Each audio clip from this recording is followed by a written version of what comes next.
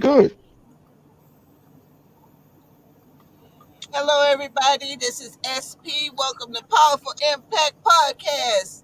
Today, we are going to be sitting down with the Brotherhood. We have these gentlemen who have been friends for since school time. So, I'm going to allow them to introduce themselves and everybody meet the Brotherhood. All right, I'll kick it off. Jimmy Jones, still living up in Freeport, Long Island. James Paul, JP, Broward County, Florida. What's going on, y'all? My name is Brock Mayers. I currently reside in Richmond, Virginia, at least for the next 2 weeks as I transition to Atlanta, Georgia. Ooh. David Right. Inshu, and I am currently living in Freeport, Long Island, which is in New York. All right. Philip Bristol.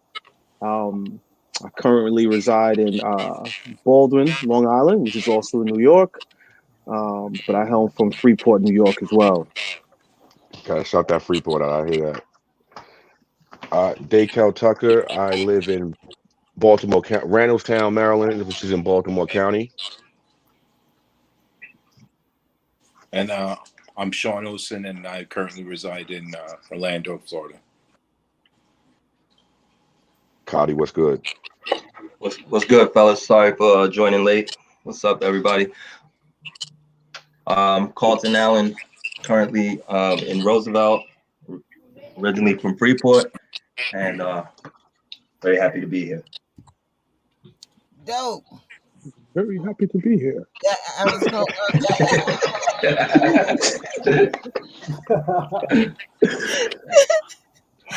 Exactly. So normally I'll start off with where you from, but y'all got that covered already. So that's dope. But Mhm. I guess as just a question to all of you, because it's Father's Day is coming up. What does Father's Day mean to you? So can I jump in real quick, Ooh, SP? So just as just kind of like a bit of a background, as like the listeners may be wondering what's so special about these 8 dudes that's on the screen. Yeah. When I my wife actually participated in a podcast with her good friend, a woman by the name of Adia Rogers, and they kind of talked about just like friendship and that kind of stuff, and it was a super Hmm. profound episode, and that was great. And I low key I got jealous, right? I was like, yo, I have some really good friendships that I would like to talk about. So I took to Facebook and I reached out to the network and just kind of said, hey, I have a great story that I want to share with a podcaster in the world. And, thankfully, Brother Never reached out and said, hey, what's the story? And I said, my friends from, I'm going to say high school, but I've really known these dudes for the last, 40 years, where we've, grown up together since like first grade. Um, and,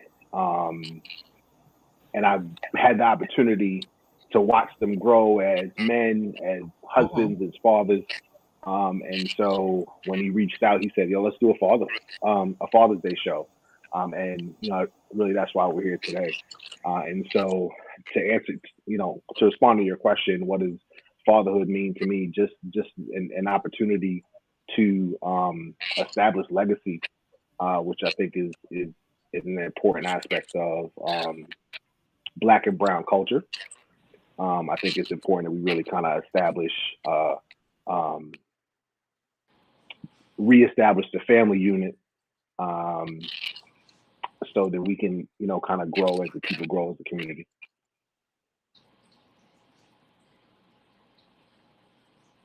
So let's start with this. Just go in order. We'll start with Sean since he's up top. So I think fatherhood, to me, is what we're looking at here. Just a pack of men that really come from a lot of different backgrounds, come together do something positive for others, and really continuously to take our message and our experiences and pass it on to our children, and try to make sure that they try not to make the mistakes that we may have made. And for me, I'm eternally grateful to have these brothers on my side to help me through some of these experiences that I have right now with my own child, and that we're going through with, as a family. So for me, it really embodies that. So fatherhood for me is about modeling. It's you showing your kids and other kids, extended community of kids, because I'm an educator, what it's like to be a young man, have responsibilities, morals, and always carrying yourself with high character. So it's it starts at home and extends out into the community and everywhere that you go and everyone that you interact with. Jay. So here's something I heard when I was about 15 years old from a mentor of mine, what fatherhood meant to him, and I always carried those sentiments.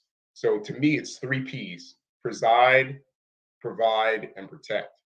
And so when I look around and I see my brothers that have been fathers for over 20 years and what they've been able to accomplish with their families, each of us here in our own way, we provide, we protect, and we preside over each other as far as families concerned, as far as our households are concerned. So to me, if you can embody those 3 things, everything else flows from there. And I think we all embody that in our own way. Definitely proud to look across and see my brothers from another mother carrying on that tradition, passing on traditions to their children, and hopefully continuing to do that. So that's what fatherhood means to me in a nutshell. That was a good answer, JP. Thank you, brother. Appreciate it. Word. That's what the Love Jones snap show. I'm gonna say for me, fatherhood, just it means basically kind of leading by example, and basically I'll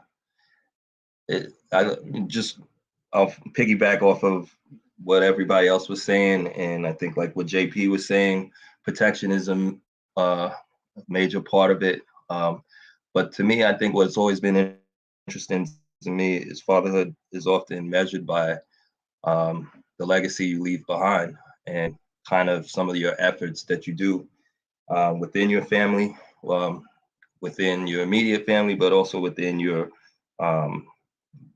across your extended family with aunts and uncles and stuff like that. So I think for me, fatherhood just kind of means, like JP said, being a protector, being a provider, just kind of being the backbone, and also being a good team player with the partner that you have, and just making sure that you hold it down for the kids.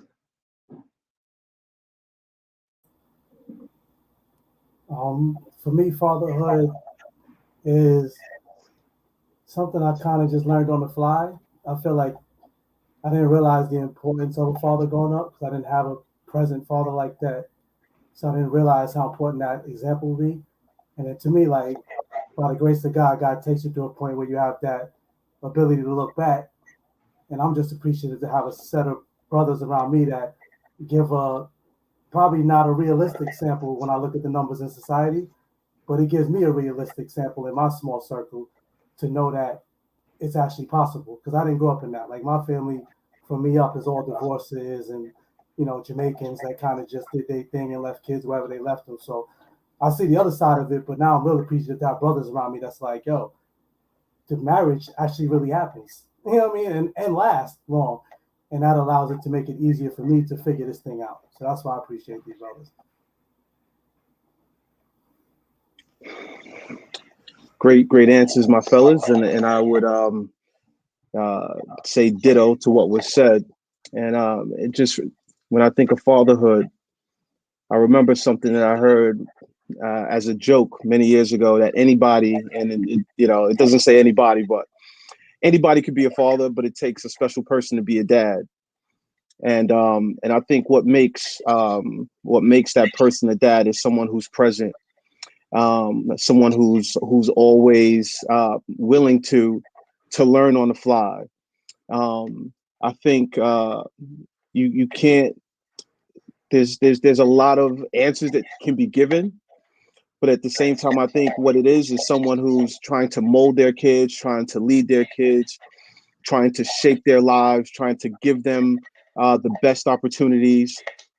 And as a father, I think an individual should possess those things and the ability to be flexible and to learn from their mistakes as well. I think Dave kind of hinted towards it. Even though some of us may have had fathers around, some may not have, but there's really no blueprint. There's really no guidebook per se. And I know I've made a lot of mistakes, and I've learned from them, and I keep growing in that space as well. All right. You guys was practicing. Y'all wrote some stuff down. Y'all sound great. um, Fatherhood is like, a fluid situation. It changes with the circumstance, like sometimes you're a provider, sometimes you're the punching bag, sometimes you just gotta shut up and listen, sometimes you just gotta get out the way and make things happen. So um depending on what it is, what's going on, it's how you adapt. Bruce Lee said you gotta be like water. You gotta adapt, like, be like water, and just kind of fill in the gaps and fix things. So if I could, I know we want to move on to the next question really quickly, but if I can just kind of hop in, No, go ahead. and Oh yeah, go ahead. This is the and conversation. Yeah. and and just kind of highlight one of the things that I think that both David and Kadi said, how important fatherhood, regardless of your relationship, right? How important that partnership is with your other parent, right? And how that really kind of it's how important that is to really just kind of be a cohesive family unit, regardless of the circumstances of um of your parenting, but how these two people have now come together and now are responsible for the future of this child. And the other piece that I think is super, super important, that I think that we'll kind of highlight later, is while we may all have had varying degrees of fatherhood exposure, or experiences with our own fathers, I think the images that we've been for each other has been an important aspect of how, at least I'll speak for myself, how I've developed as a father. Um, Having an opportunity to just kind of call Dakel or JP or whoever else, just kind of say, I don't know what this is. I don't know how to do this. I think that we kind of see a lot of that for women in like books and that kind of stuff. But all of those kind of resources are typically kind of motherhood focused. And so just to be able to come back to a group of men who have been through exactly what I'm going through, relative to kind of learning how to be a father, because there's no right or wrong way to do it. You just kind of figure it out as you go. But to be able to come back to a group and say, I don't understand what's going on in my life right now, because I don't understand this child situation. And being able to really just kind of focus and work that out with them, and to bring what I need back to make my situation better, I think is super key. It's all about partnerships, I think. Yeah, that's great. And actually, what you said there about having the group here actually was going into a question that I had is, if this particular group has had any influence on you as individuals and being fathers and raising your children. JP, you want to answer that? So I had our first child when I was 31. 5 days later, I turned 32. And there was no blueprint. And I thought to myself, Dakel had a kid when he was 20. So if I, at 31, having my first child, wasn't mature enough, I harped upon what Cal must have been going through when he was 20, raising his first child and having an understanding of he went through this. I wasn't mature enough at 31, and I can honestly admit that. So imagining him back then trying to navigate those waters gave me strength to say, listen, I have a great partner in my wife. We have our first child. This is a new experience for us.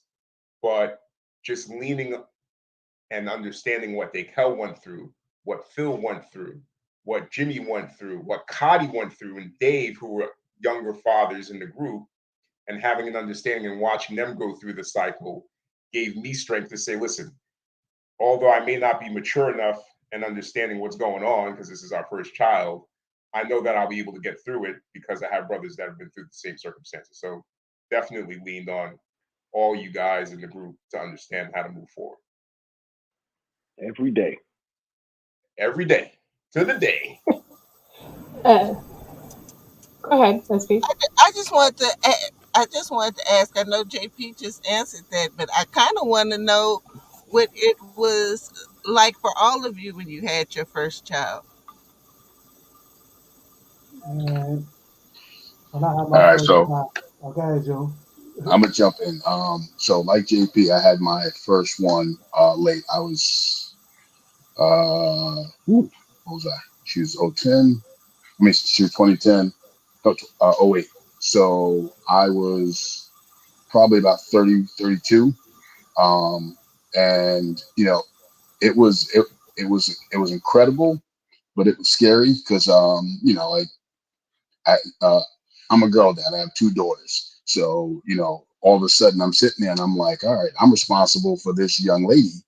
And I got to make sure that, she's protected, taken care of, and, you know, I'm a jock. So like, I'm looking at it like, oh, the sports side of things and, all of that stuff, not expecting, you know, what my daughter has become. She loves theater, and she loves everything that I didn't understand.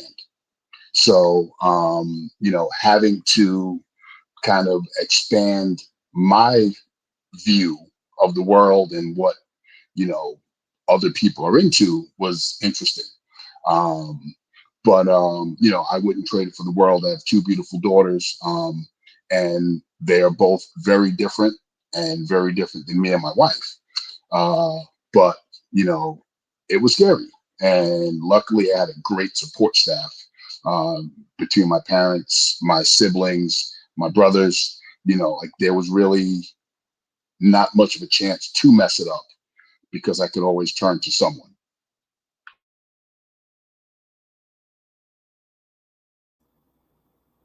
Yeah, I'll say my first one was similar to June, where thank God I had a good support staff because I was young and definitely not.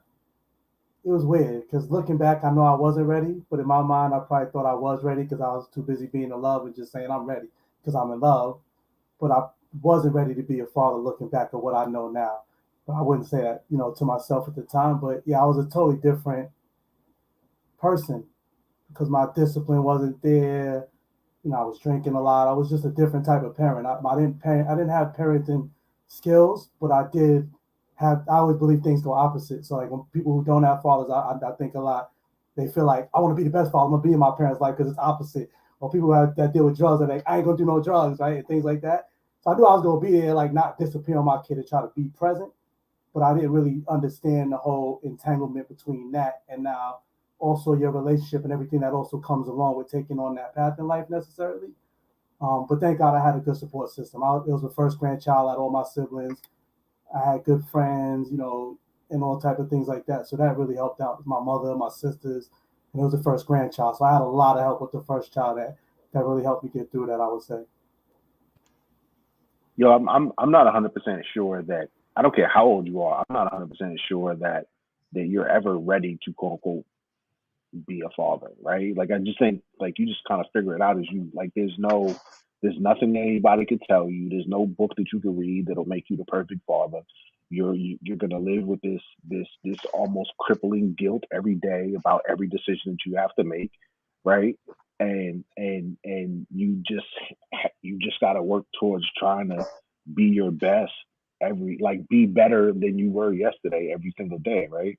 I think that and especially, being a father having girls, like I didn't know, I don't know girl stuff, right? And so but now I know about like Barbie and you know what I'm saying, like all of Doing the hair. do that part, nails and all that. Like, my daughter is about to be 9. So just kind of watching her, kind of grow into a young lady, but like trying to model a partner for her, right, is really important. But I don't think you're ever quote unquote ready. I don't think age is a thing. Because I was in my 30s, I definitely wasn't ready. Yeah, so Yeah. to that Good. point, I would say I was very naive to think that I was ready at 29, 28, 29, because I come from a big family. Have tons of cousins who had children. I have 4 older brothers who had children, and it was just a natural thing. It was like, yeah, I guess this is part of the course. Like I always knew that I wanted to be a father. I always knew I wanted to have a family, just and contribute and add to the legacy that my grandparents and their parents started. Um, and I would say, having that first child really changes you, and it really lets you know um, that you have some growing up to do. And I think it doesn't matter at what age that is. I don't. If you're at 16, you realize you got to grow up. You're at 20, you realize at 40, you realize you know what. There's some things I need to change in my life to now be this father. Um, so becoming a dad for me was absolutely life changing. I had to become more responsible because of the things that we understood as fathers as being that provider, that protector, that person that's there, that person that's influencing, the person that your kids are watching and they're going to mimic the things that you do. So yeah, there was a lot of growing up that needed to take place, but at the same time, it was something that I always knew that I wanted to be, and I was excited when I found out that I was having a child. And just on a quick side note, all of my brothers, I have 4 older brothers, and they all had sons.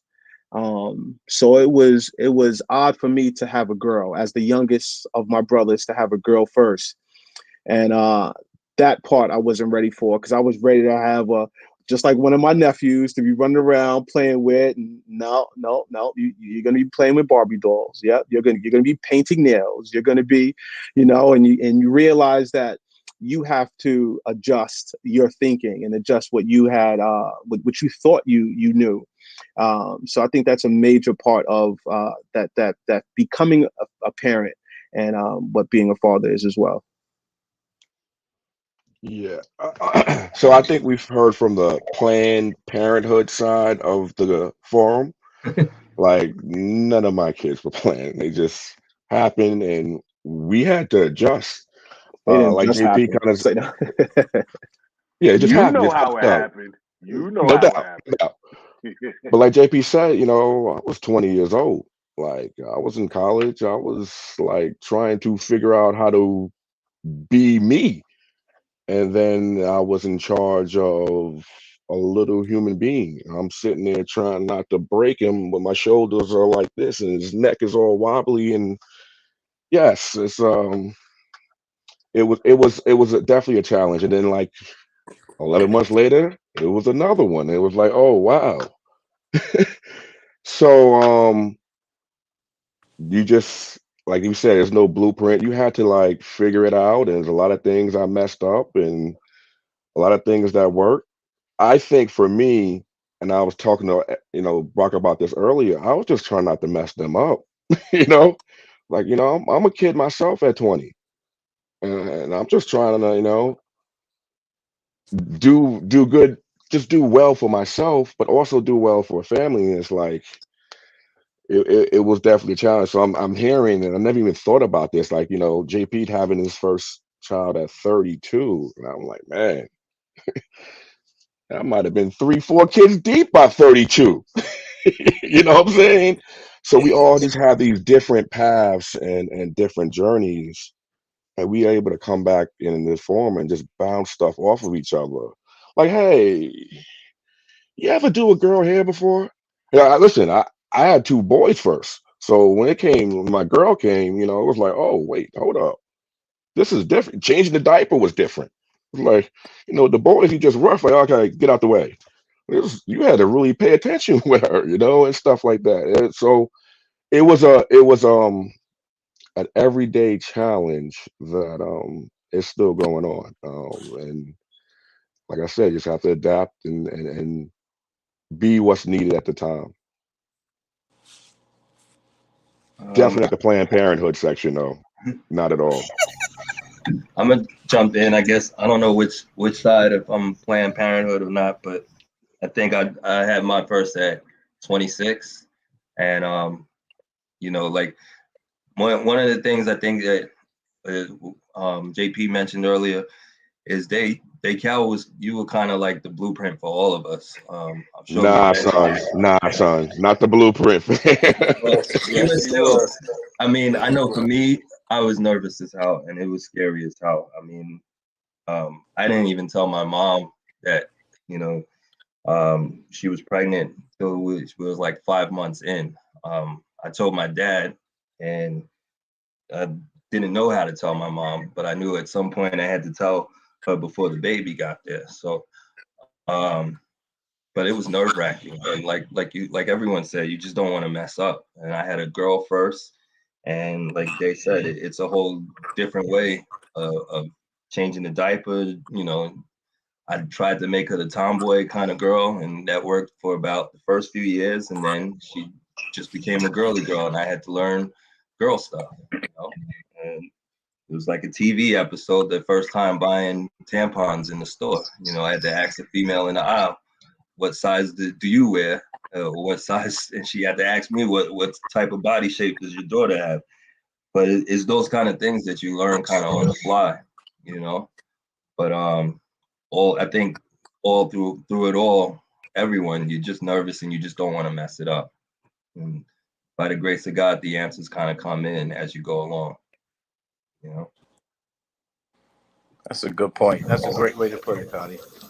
I think for me, honestly, I had a lot of mixed emotions, mostly positive and joyous. Obviously, having a child, having a son, but for me, it was also tough because I didn't get the experiences I wanted out of the relationship with my own father, and so having my son, it was like almost like double the pressure on me now to try to really instill some of the great qualities that I got from my father, and then try to, like everyone else has said in this group, make up the ones as we go along and help each other, through experiences and just reaching out. So for me, it was great, but it brought back some memories, and it also built up a little bit of fear for me, and I think everybody's touched upon it. I don't know I would have made it this far if I could not pick up a phone and call one of these brothers, or send a message, and they would.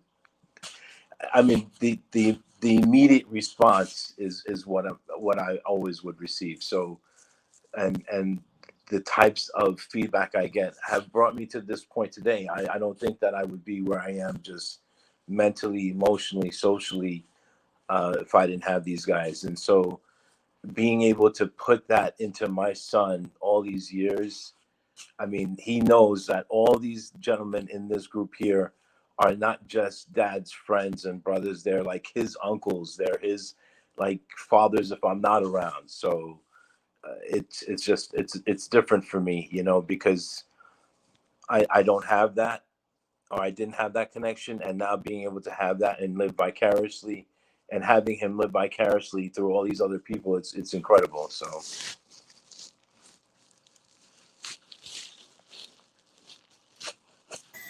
You know, it sounds like you all have your own experiences, right, with how you became a parent. Are there do you find the different parenting styles even between yourselves or between you and your partners or anything like that?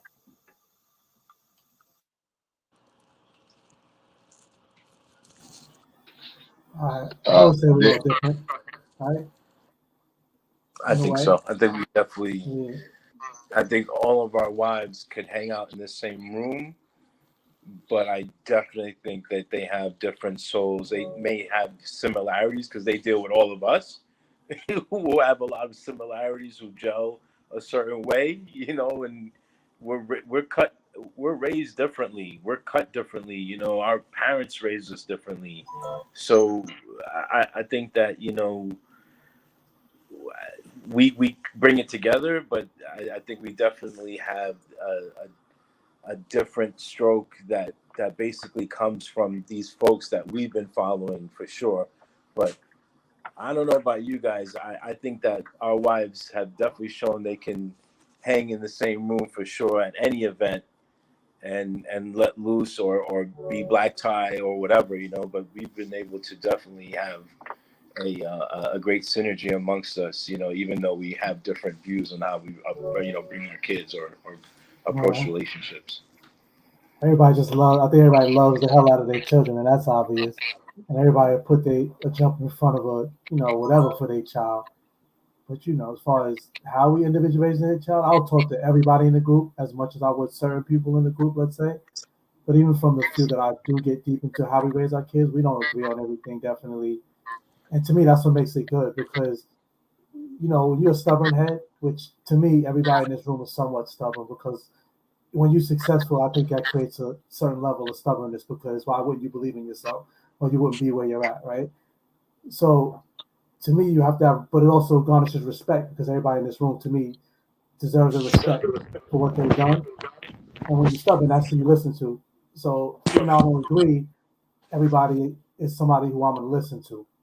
And I'm going to listen to it with as open an ear as I possibly could. And regardless of how I react to them in front of them, talk to them, whatever, it's going to put a thought in my head that's going to make me think about it. And I can't say that about a lot of people, to be honest. There's a lot of people that would say something and my ears are just.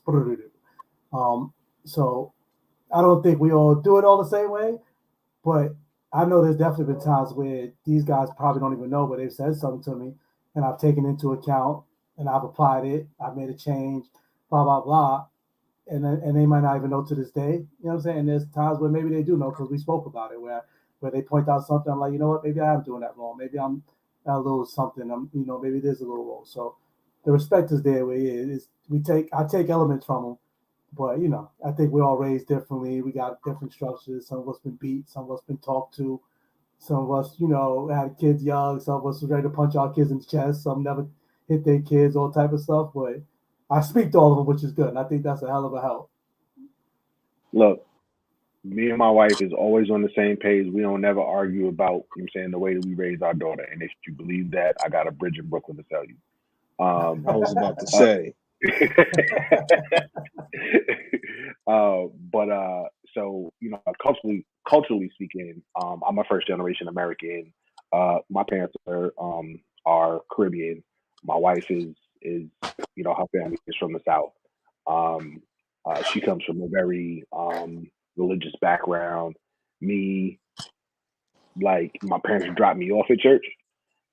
So like culturally speaking, we come from like our ideas about different parenting things are very different. Um, but it really just comes back to what we talked about in the first question, where like it's a partnership, right? And like you really have to come together in a partnership, and there are going to be compromises. There are going to be times where you're not going to agree. There's going to be times when you don't have where I'm going to make a decision and she's going to totally disagree with me, and she's going to watch me fail, right? And say like, okay, you ready to do it the right way now, right? And and vice versa, right? And like it really for me in that respect, it comes down to just have to trusting the other person that you're with enough to know that you all are going to work together for the betterment of your child. Like no one in our situation is going to make a decision purposefully to put our daughter in a bad space. We all just trying to make the right decision, and it's more than one way to skin a cat. And so we just got to figure it out together. So it for me, it really again comes down to the partnership. But the cultural differences are certainly need to be taken into consideration. And to kind of piggyback, so I'm raised in a household where spare the rod, spoil the child type of mentality. So we caught the switch, we caught the belt, we caught them hands if that was the only thing Mad available. snitching going on. Mad snitching going on. And my wife's family was different. Like it wasn't much of a you got spankings, you got stuff taken away, you got put on punishment, things like that. So when we had our kids, it was a little bit different. I was more of a kind of in your face dad where, I'm going to let you know that there are consequences, for your actions. And as the girls got older, me and my wife kind of developed, because we both are coaches, so we have different time frames where we're available to the kids. We got to the point of, listen, whoever they're with is the person who's in charge. So if I'm in season and she's home, it's mommy's rules. And when daddy comes home, daddy gets filled in on what's going on. But however mommy handled it, that's what it is. And when she's in season and I'm not, it's daddy's rules. And the kids took to it very quickly and understood, kind of, some things were going to be different, but, the end game was going to be the same. So it worked for us, but it took a lot of communicating in terms of, listen, I know that's what you wanted to do. I don't agree with it, but I'm going to let you rock. So, we got on the same team rather quickly, and, the kids have taken to it, and, they're both great kids. So, we did something right. So let me piggyback off of June's comments about being on the same page. So had our first kid. My wife is from Latin America. She's from Brazil. My parents born and raised in Haiti, first generation Haitian American. And so we clashed a lot trying to figure out how to raise our first son. And to be honest with you, I don't think we got it right until our second son came. And it finally clicked between the two of us where we realized, listen, we're both here to raise our children the right way.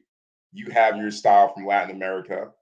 I have my style from being abused as a West Indian kid, as Brock mentioned, and trying to come together to figure all of that out. It took time. I mean, James Andrew was 2.5 when Christian was born. So 2.5 years. I'm not saying we struggled every day to get on the right page, but there was a lot of struggling, understanding. Here's my style. Here's your style. Let's try to figure out if we can come to a common goal. And we did. But to be honest with you, it did not click until the second child. And then having Adriana as a third child, it was a breeze. Because by that time, we're 6.5, 7 years in deep with kids. And then Adriana comes along and she's the girl, the princess of the house. So it made it a lot easier to be on the same page. But the first couple of years were not easy. It was trying to figure out the dynamics of what she brought to the table, how she was raised, how I was raised, and trying to come to a common goal. But we got it right. We figured it out. And now, we still have our ups and downs, but at the end of the day, it's all about doing what's best for the kid, right? So I'm going to throw this law school term out today. What's in the best interest of the kid, right? That's what the common goal is, period. So that's where we are. And as Forrest Gump would say, that's all I got to say about that.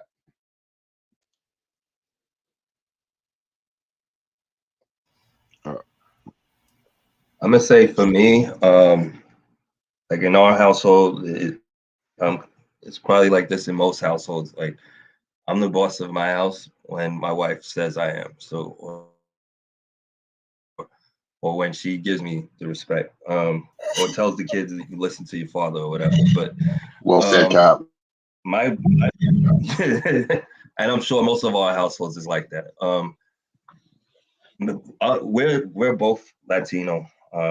I'm Black Latino, and my family does have comes from Jamaican descent, but I'm Costa Rican. She's Panamanian, and several of us have Latino wives, and you can quickly catch a chancleta out of nowhere, from anywhere. But for the most part, I have had to dial back because I am often a little too much fun and not as strict as she is on the kids. So I have had to sometimes support her even on times when I disagree, just so the kids can stay on track and just so they can continue to have a little more discipline and a little more structure. Because if it was up to me, they probably would have a lot more fun and a lot less uh, discipline. So I'm thankful that she keeps us in line. Yeah. My first son, man, I thought that you were supposed to beat the hell out of kids. 'Cause that's how my mom wasn't beating the hell out of us all the time. But my mom, that was her go-to.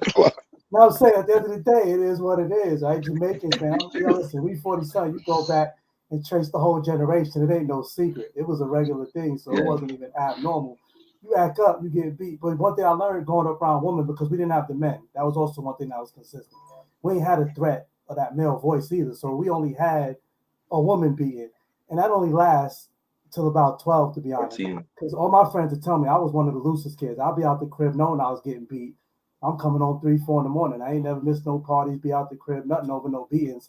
And I probably got more beatings than half my friends. So it ain't like it worked, but I come from that's what the threat is.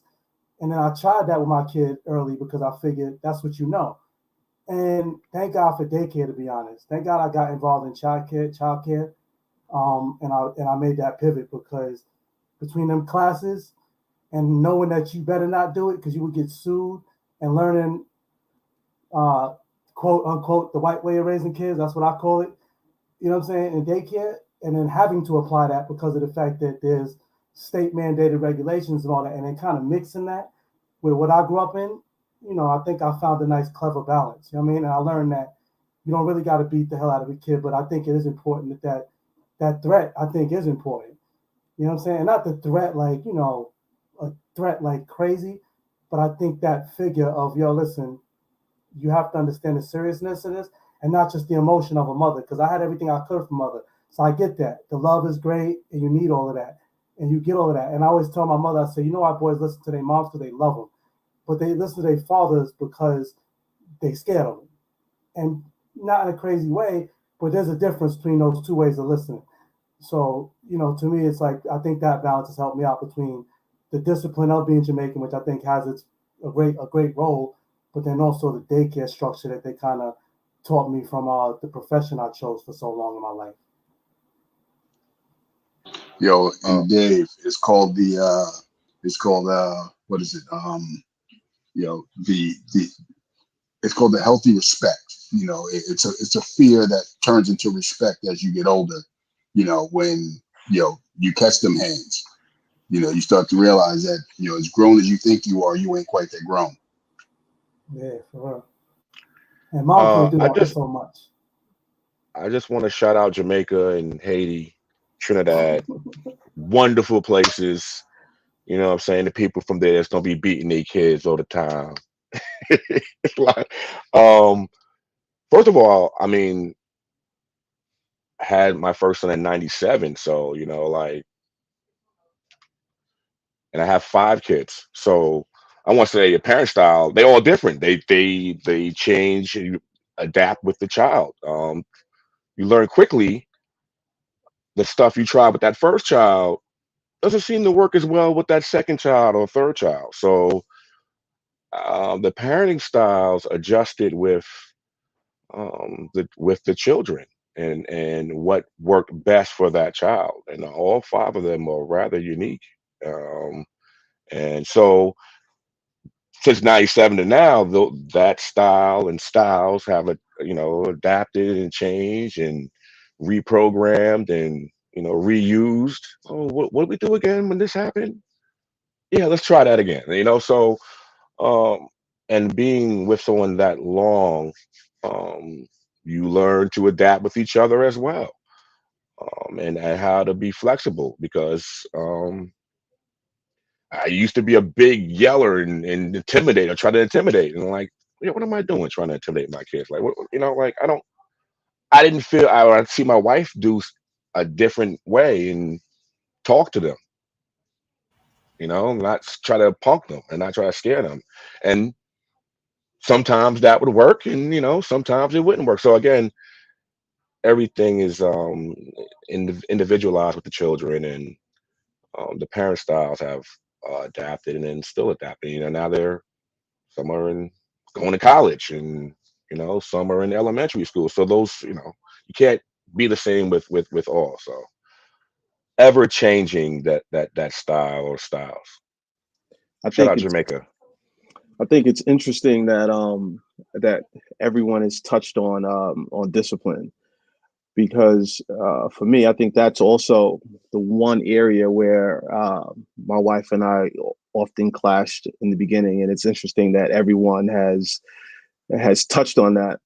I'm a West Indian as well, and I definitely had my share of lashes, had my share of licks, and I've had them all. And my wife, a first generation. You earned Uh, all of them, though, fam. That's a fact. That's an absolute fact. And I'll Shout tell out you what. Guyana. And as the youngest, I didn't get as much as my older brothers did. So I know I earned every last one of those stripes. you know. Um, but I remember, like, there might have been only one time when I had to spank my daughter very early, and I never had to spank her again. And I don't think it was because she just got it. It was more so that I realized I didn't need to spank her. Like, I could have easily had a conversation with her and she would have been fine. But it was that natural instinct of, if you say something crazy, you get lashes. If you do something you're not supposed to do, lashes. If you say you're going to do something and don't do it, lashes. Because my parents lived by the code. If you can't hear, you're going to feel.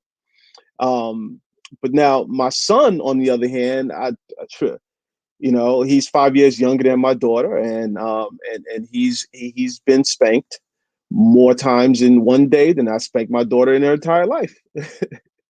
And I think it's just the matter of that adjustment. And even with that, you realize in this day and age, with so much where and it's not just a legal thing. As parents, as people raising individuals in this day and age, you realize that, what, just being spanked and sent to the room really didn't get the message across. As Dave said, he was going to go out and deal with the lashes and deal with the beatings. So the beatings really didn't get the message across, I would say.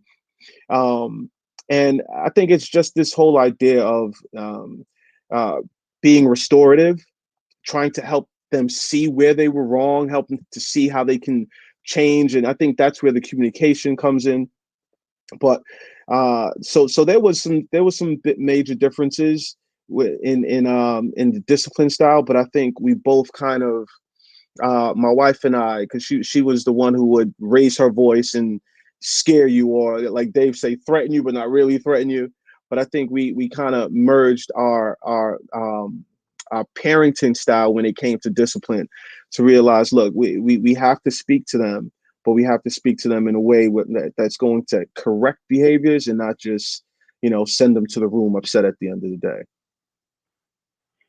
Yo, Phil, I think that it is actually really interesting that all of us focused on the whole like discipline piece, because obviously parenting styles go, it goes beyond, discipline, right? And I think I would think that all of our families are, parent from a very loving place,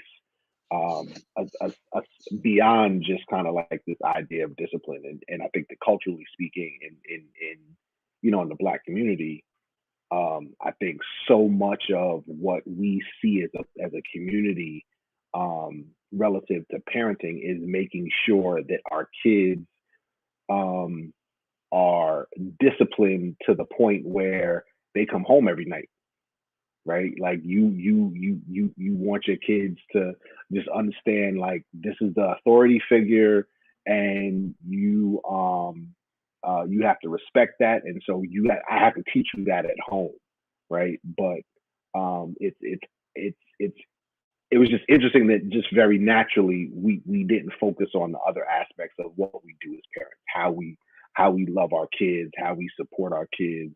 Like no one's more supportive than the dad coach in Decal, or or actually it's a couple dad coaches, right?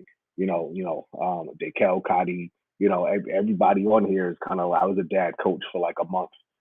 That didn't work out. I'm not going to talk about it, but there are so many different aspects of how we parent that we didn't even focus on. I think, and I do think that that's a cultural thing. It's super interesting and good point that you brought up.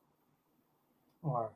And let me be clear, in case moms is on the podcast, I was good with all the beatings looking back. Like, it wasn't crazy enough for me where I'll have no problem with it. I feel like whatever she tried being her situation, it got the point across the best she could, because she's dealing with not a situation like us. She's not in a two-parent household like me and my wife. She don't got the help, like how we all talking about how much our wives contribute with their conversation, their prayers, their way of doing things, blah, blah, blah. So they get the balance in our household. So we got an easier job than them, to be honest, too. So that's how I look at it, too. Like, I got an easier job than my mom's because I got help. You know what I mean? So I'm not under that intense pressure of trying to cover all grounds. You know what I mean? Shout out Yeah, Guyana. love to Guyana. Was Phil, Can you you had touch? something you wanted to say? Just another thinking in the differences, and I think it's also important to recognize the strengths that your spouse might bring to the table, and acknowledging your weaknesses, and being honest about your weaknesses, because there's certain things where I just step back and say, you know what, she's the organized one, she's the planner, and she's very structured in a way where I'll go to some friends' houses in this group, and their kids will be up very late. And then I would want to come home and be like, yo, just let the kids. And she'd be like, no, they got to be in bed at a certain time. And I'm like, you know what? All right. And those are differences that you'll see amongst us. When you talk about it, it may seem as if, we all have similar styles, but I think we all do have different approaches to raising our children. The same way one person might have a difference in raising, or dealing with each child. But I think it's important to recognize the strengths, and sometimes you have to battle them. My wife is also she's the financial planner. She'll say, like, you know what, I think we're spending too much money. But yeah, they want to do A, B, and C. They want to play this sport. They want to play that sport. Let's put them in. Let's put them in that activity. So sometimes you have to stand your ground when it comes to certain things. But having someone who has the different approach, it's actually healthy in the relationship and raising the kids. And even with all those differences, we all raising great kids.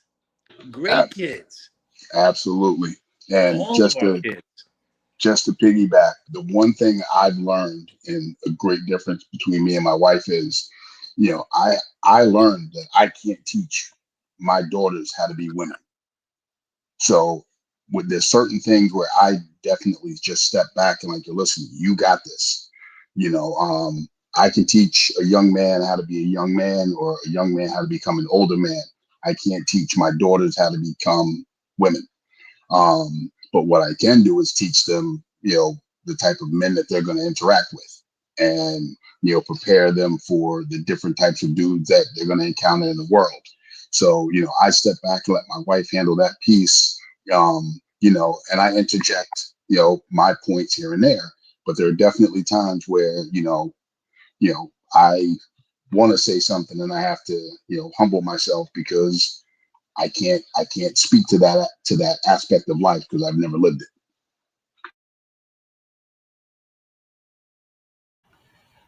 So how did the pandemic affect your relationships? Especially with your kids, with the homeschooling and parenting activities, and then just being stuck in the house. I was so glad my kid was grown, but I couldn't cuss. Oh, How was Yeah, it to be stuck in the house? No childcare, no sports, no just figuring it yeah. out. I you know,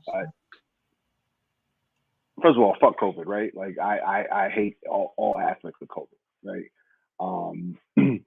It's an interesting time in my house, but I really there are a number of uh teachers who are on the call, and who I really felt for were those the teachers that had the responsibility of not only continuing to work but also having to deal with their kids who are also in like virtual school. Like I couldn't even preach. imagine the pressure that you all faced in that space, and and how balanced and organized you had to be. I know I never stopped going to work, but I both my wife and I actually physically went into work. We just alternated days, right? Like we were essential employees, and we had to physically be in the office, and so we alternated days. And I'm sure that she would agree. Those weeks that we had to go to work for the 3 days out the week were definitely better weeks than those days where we had to be home for 3 days out the week, right? Because it was constant, because you had to still be productive at work, but you also had just this kind of heavy pressure of having to homeschool your child, right? We moved to Virginia 6 months before COVID, so we already like we're in a new city. Didn't really have, so we all we had was each other, but uh we also lived in a two-bedroom apartment, and so there was never an escape from anyone, right? um except for work. And so that was a difficult aspect, and I definitely found myself in points of frustration dealing with my then 6 and 7 year old daughter, trying to navigate a school system that wasn't prepared or didn't really do a great job of doing the homeschool thing initially. And there was a lot of frustration that I had to figure out how to better channel, um, in an effort to not mess up my kid. You know what I'm saying? Like that was really a difficult thing. But ultimately, again, it came back down. It comes back down to the partnership aspect, where I think it really allowed us as a family to kind of get back to us and really kind of be um, centered and focused on making sure that we were okay, that we were safe, and trusting that the things that would happen mid to post pandemic, um, our daughter would be able to kind of catch up. But but relative to some of the other people on the call, I think we had it easy, because I couldn't even imagine having to both teach my kids as well as teach everybody else kids at the same time. Yeah, it was definitely a wild set of circumstances around here because so me and my wife are both teachers, and we had a sixth grader and a fourth grader when you know we went into shutting down, and just trying to do my job with making sure that my daughters were doing their schoolwork and getting the attention they needed because their teacher was on the computer was tough. Also, having two other people trying to lead a classroom from a different part of the house without interrupting each other was a bit of a problem.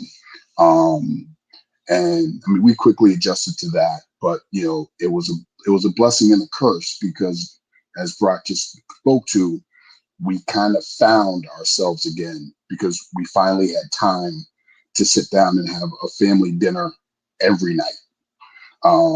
We had some incredible conversations. Some of the ugliness that came out in the world, we now had to explain it to our daughters who are biracial children, and explain why certain people were acting certain ways, and just how people who at one point were very cordial and friendly all of a sudden became so ugly. um, and then having to have, some difficult conversations with, my fourth grader, about why some people in the world might not like her or might think that, there's something wrong with her because of how her mom and her dad look and the fact that they love each other. So it was definitely a blessing and a curse in terms of, work became so difficult, but it definitely brought my family closer together. And it brought me and my oldest daughter definitely closer together because there were conversations that she was ready for that we didn't think she was ready for.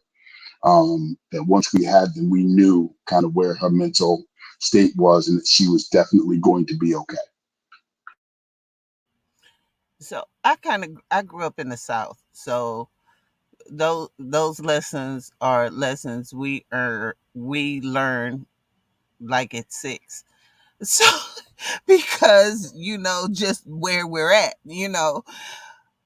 how did you navigate those conversations? Because I always hear about these conversations that people have with their kids at a certain age. I never remember not having that conversation. It's just always been a part of my life. So what was that? How did you come to that realization, and what was um that like? Because especially in a if you're not used to it, because this it's just natural for me. But when you're not used to it and people are normally cordial, and now all of a sudden you're in this negative space, how did you navigate that?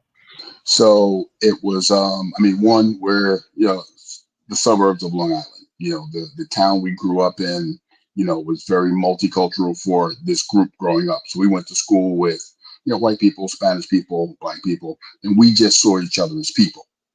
Um, so, to then kind of still be living in this town and seeing some of it, you know, I had that conversation growing up as well. Because, as a black male, you have certain interactions that are very different than anyone else, no matter where you are in the country. But, interesting situation happened where right after, the George Floyd killing, my youngest daughter was asking a lot of questions because we were constantly watching the news, about why people were so angry. And we weren't really like, throwing it in her face because she was what was she was probably 9, so we weren't really like having those conversations with her like we were with my older daughter. And she said, Daddy, why are people so angry? And we started explaining, but she goes, but why are these black people so angry? And I said to her, I said, you do realize that you're black? She goes, no, I'm not. I'm tan. And the light bulb went on where it was like, we've never talked about skin color. It was kind of like, so for her, it was, mommy's white because mommy's skin is white, daddy's black because or daddy's dark brown. And she considered herself tan because that's her complexion. So she based it completely on complexion, not anything more than that. So it was like, okay, you know what? It's time to have that talk. Um, and again, my so we would have that conversation every night at dinner, and it just gave us the platform to have it, and then keep going back to it whenever she had a question because we were home. Luckily, she wasn't going out into the world and experiencing the ugliness, in person, but she was seeing it and asking questions. So by the time we went back to school, she was in a much stronger mental place and understood the things that she was seeing.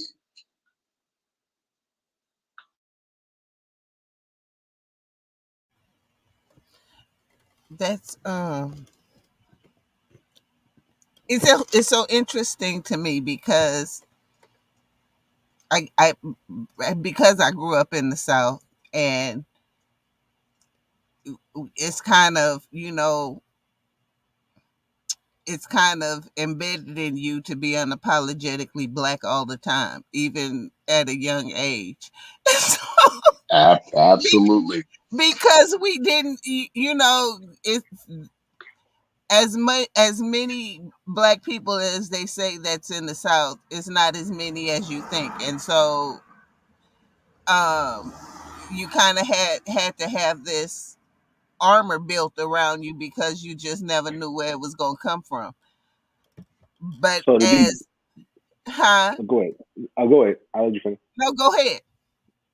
So to be clear, I think that, all of us are obviously, from New York. Mhm, But I think that, um, all of us definitely grew up in households where we were taught pride about being black men, right? mhm, And I think that for there are a number of first generation Americans on the call. We were also taught mhm, that, that pride in, not only in your race as a black man, but also in your nationality, mhm. having roots, in the Caribbean. Um, Yeah. I also want to be clear that those lessons about racism were also shared with us, Mhm, um, uh, uh, within our household. I know the first time, I can't, I'm not going to speak for everybody else, but I know the first time that I was stopped by the cops, I was 11 in front of my house, mhm, right? And so my parents had to have like very specific conversations with me about, yo, you get stopped by the police, this is what you are supposed to do. Now that we are in post-racial America, uh, and race relations looks different than what it did in the 80s, we have to have similar conversations, but in a different way, because everyone acts as if, this is no longer an issue and all that kind of stuff. So it's yeah, I don't think that there's a huge difference in the way you are taught pride, about your ethnicity, about your race, whether you come from the north or the south. Um, but I think there's a difference in the time period and how we talk to our kids about that right now, just because of where we are. Obama was president, Kamala is VP now, and so you see these kind of instances of progress, um, that may be confusing to a child, and you just have to explain it to them now in a different way. I think you bring up a good point, Brock, with error and time frame, because for us, I think we have certain experiences that help us. Like, we grew up in the Rodney King era and, apartheid era. That happened during our senior year of high school, and then now I think we have a better, I mean, we have had mentors back then that told us how to behave around policemen and how to behave in certain situations. And so I think we were lucky enough to have not just those things happen in current events, but those mentors to help us, and we were able to bring some of those things now to the forefront with our children when we see it in front of us. Now, for me, I think it was different. I had that West Indian upbringing. Haitian household was tough. I mean, we have this weird mentality of being the first, liberated slaves, and we have this pride of ourselves, like you said. But coming down here from New York, more, you bring up a good point. I mean, it's, this is different down here, and I had to have these real conversations with my son down here, like, hey, you're not living in Freeport anymore, where you experience a multicultural environment and everyone seems to get along and kumbaya. You're gonna come down here and you're gonna feel a little different heat looking at you in a little different ways. And that conversation was a little tough, but I think because again, going back to some of these experiences, it made it a little bit easier to communicate exactly how to behave.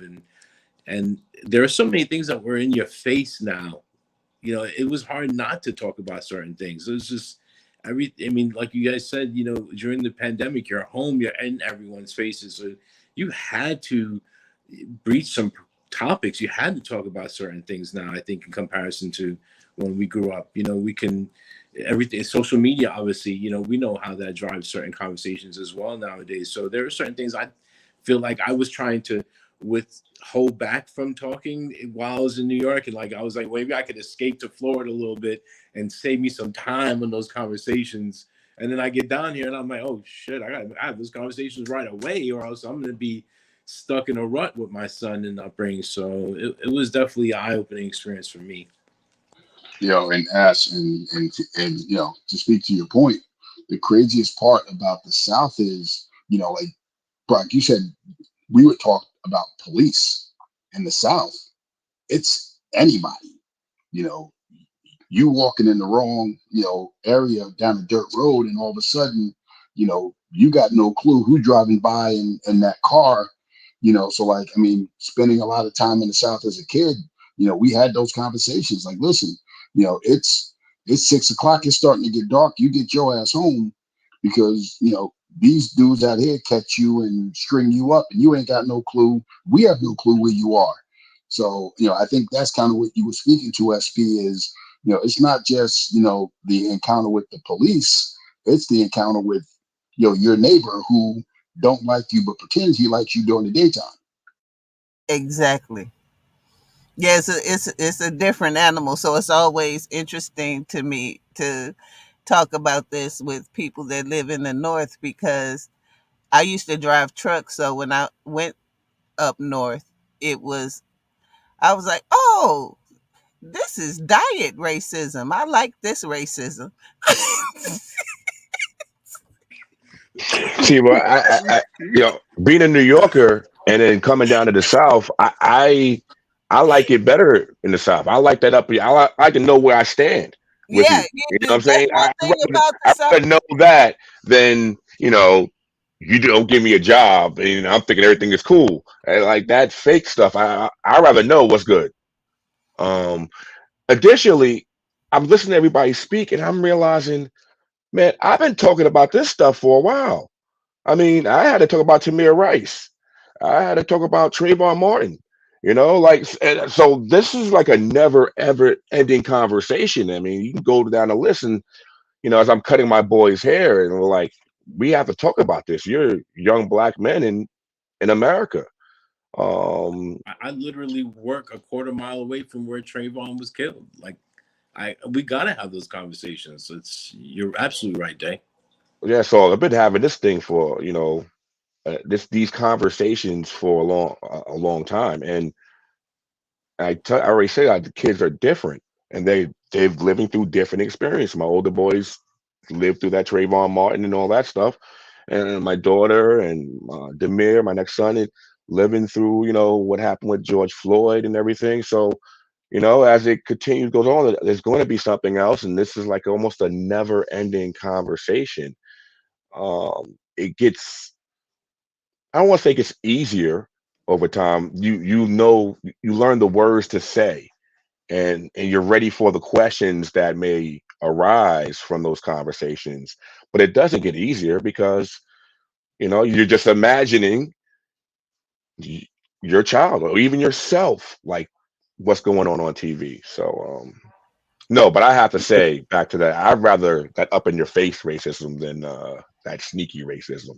So I like how they do it in the South better. I mean, it's a different type of racism, though, man. Like the South racism that you talking about. You talking about lynching. I don't want that racism, though. Oh man, But I don't understand what want you're to be saying. lynched. I'm, I understand Well, what you're saying, though. it hasn't been 5 years since I, I think it's been 7 years since they tied the man to the back of the car and drug him till he died. Mhm. So it's still that kind of racism and pockets here. it And doesn't get it's easier. sundown towns where you don't go into that town after the sun go down, and you Yo, know it. let's let's not act like when we were playing sports and we would go visit certain places in Long Island, you definitely felt very unwelcome. You know what I'm For saying? sure. Like you That dude that got definitely dragged on the Till today, it's in this still yeah. yeah. today. It's like That's that. Yeah. Massapequa is still Yeah, that way. that story, that dude that got I ain't dragged want in to name Texas. names, I but went there the other day and I was shook still. Yeah, That's how I felt about the whole Texas when the client was like, "You gotta go to Texas." I don't know anything about Texas except that. When I got friends recently that's moving to Texas, I'm like, didn't they just drag a dude on the back of the truck like a few years ago in Texas? yeah, So it's yeah. like that story feels so fresh in my mind that it made me feel a certain way about the whole state for a while until I visited it. I thought that Cal, state you, was just crazy. Cal, you said something that just made me think because I thought I was gonna finish your thought, but you was like, yo, it doesn't get easier. Um, but I thought you were gonna say how that it's just so exhausting needing to have these conversations all the time. And I just want some help from our brothers right now. We always reach out to each other when we need help. How are you guys dealing with the fact that this conversation has to constantly happen all the time with just a different name being attached to it? Because it's really exhausting for me. Even the news is exhausting. So how do you guys deal with, speaking to your children about these issues on a what seemingly a regular basis? so like I said before, I currently live in the capital of the Confederacy, right? And we live on the street where all of the Confederate monuments were. And so during the George Floyd time, um, all of the protests happened a quarter mile away from where we live. Um, and so we would drive around and she would see the statues and she would see all the graffiti on the statue. She'd see the people, gathering and all that kind of stuff. And she had questions. And, you just really from our perspective, we really just worked on um helping her to understand that uh you and your life matters, right? That there are going to be people who are not going to like you for various reasons. The color of your skin is probably going to be one of them. They don't really matter at the end of the day. Um, and just, I mean, she's 6 or 7, like when this is happening. So like, how do you even have that, that conversation with them, at that time? You don't understand. So I'm trying to, we just really tried to work on explaining what the history is and where we are now in very plain terms. We didn't sugarcoat anything, right? And just I firmly believe in us just being very honest and transparent with her to kind of say, hey, this is what it is, but also in a way that lets her know that, like, yo, you are not less than anyone else, regardless of what anyone may think, right? And building up her sense of pride in who she is and and her identity is really important. So on our side, we focus less on external things and more so on kind of building her up to say, yes, this is the history. Yes, this is what's going on. You need to know about this. You need to understand this. But more important than any of that is you need to be proud of the young lady that you are, and inclusive of that pride is you having kinky hair and beautiful brown skin, right? And so that kind of installation, just kind of saying this is what's more important than any of that other stuff that's going on. That's how we kind of maneuvered it. Yeah, I like that. I like that. I feel like I'll be trying to like Brock said, they want to be proud of who they are. And I also feel like but I also want them to understand like that, that side of things can't group us as Black people, and I don't want them to make excuses. So at the same time, I'm trying to let them realize, oh, listen, we can't be grouped if we don't allow ourselves to be grouped. But I'm also trying to expose them to understand that, hey, white people can't be grouped either. So I really try to bring them around just good people of all different cultures. You know what I'm saying? Especially now that I'm being exposed to so many different people, that I'm like, you know what? If I'm exposed to good people, I'm gonna expose you to them of all colors, so that they can realize at the top of this whole humanity thing, you just got good people, and we don't want to get. I'm addressing the reality of it, but at the same time, I don't want to. I'm having. I don't got this perfect balance, but I also want to balance it between. Listen, a lot of things have changed. We just had a Black president too. I'm not. I don't want to give them excuses, but I also want them to understand the reality. This is our history of America, so it exists, and it is what it is. But this is also America, the land of opportunity, the land of the free, and there's been a lot of progress. And I also want them to be able to focus on that, so they don't miss out on that, getting too distracted. So I try to balance it. Listen, don't get too distracted with it, but understand your reality. You know what I mean? But don't get too distracted with it either, because we don't want to group them, just like we don't want to be grouped. I don't want to fight. You know how they always say, the old school saying, two wrongs don't make a right. Mm-hmm. As bad as it is, I always try to remind them, listen, we're not going to wrong to make this right. We're going to acknowledge the history, but we just going to focus on right. You know what I mean?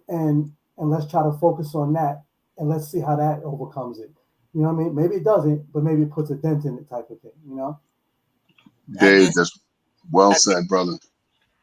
I think that just reminded me of the Sister Soldier line when you said, two wrongs don't make it right, but it damn sure make it even. Pause. But yeah, that's a dope comment. It's always hard to find that balance between not breaking their spirit and yet keeping them safe, which is Mm. it's a hard road to hoe. And having the time to make it even, because if we going on timeline, we gonna make them try to make what 400 years even in their 40 years. Yeah, So it's that kind of it'll like it's timeline too. It's a lot to reverse. So I don't want them to over focus on it, because, like anything, we got to put a dent in them.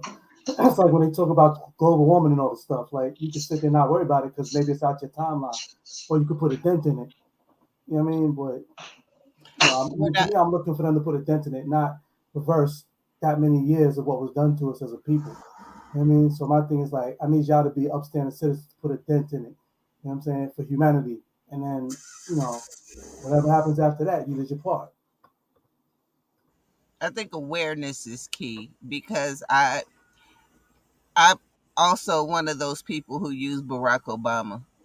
So I show, look, this is what can happen in America. You can become president of the United States. Part two, look at what he had to accomplish in order to become president of the United States compared to every other president of the United States. So I think it's finding a balance where they understand the gravity and not, but not focus on it, and also see the possibilities.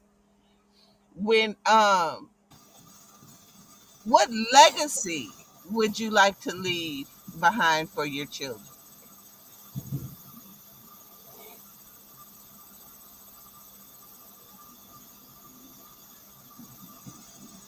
We'll start with Sean. We just go start in the top corner and work our way around. It's funny because I'm like, I hope she don't pick on me right now.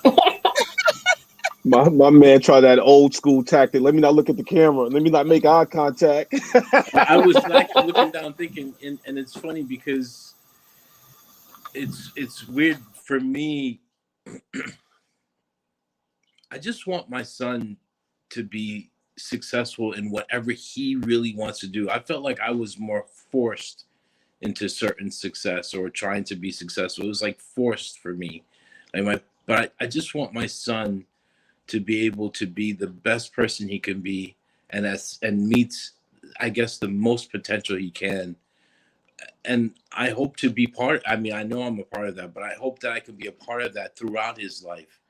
And I just hope that I can leave for him some of the things that were instilled in me from my dad and from some of my experiences then, and some of the things I picked up from my brothers here. I mean, I think as I grow, the legacy kind of changes, you know, and it's not easy for me sometimes to say this is what it's going to be. You know, this is the legacy I want to leave for him, because sometimes what I really wanted for him initially is not really what it is now. And that's because I'm letting him dictate some of his direction, whereas before I was forcing his direction. So it's a tough one for me to answer, and that's why maybe I need to give it a little bit more thought. But I don't know what that legacy is really, except that I know that I want him to be happy in whatever he does, and being successful in life, and hopefully I've provided the foundation for him to do that. Well, more so, what do you want your legacy to be? Not his legacy. What, when you leave this earth, what do you want people to say about you? Well, I want people to know that my passion is genuine. You know, I've always been that type of person where you can feel the love, and and I think that I hope that it's something that people understand. It's a genuine love. I hope my legacy is one where people understand I'm here to help them, and honestly, I hope that I can continuously be a pillar of positivity for people out there. But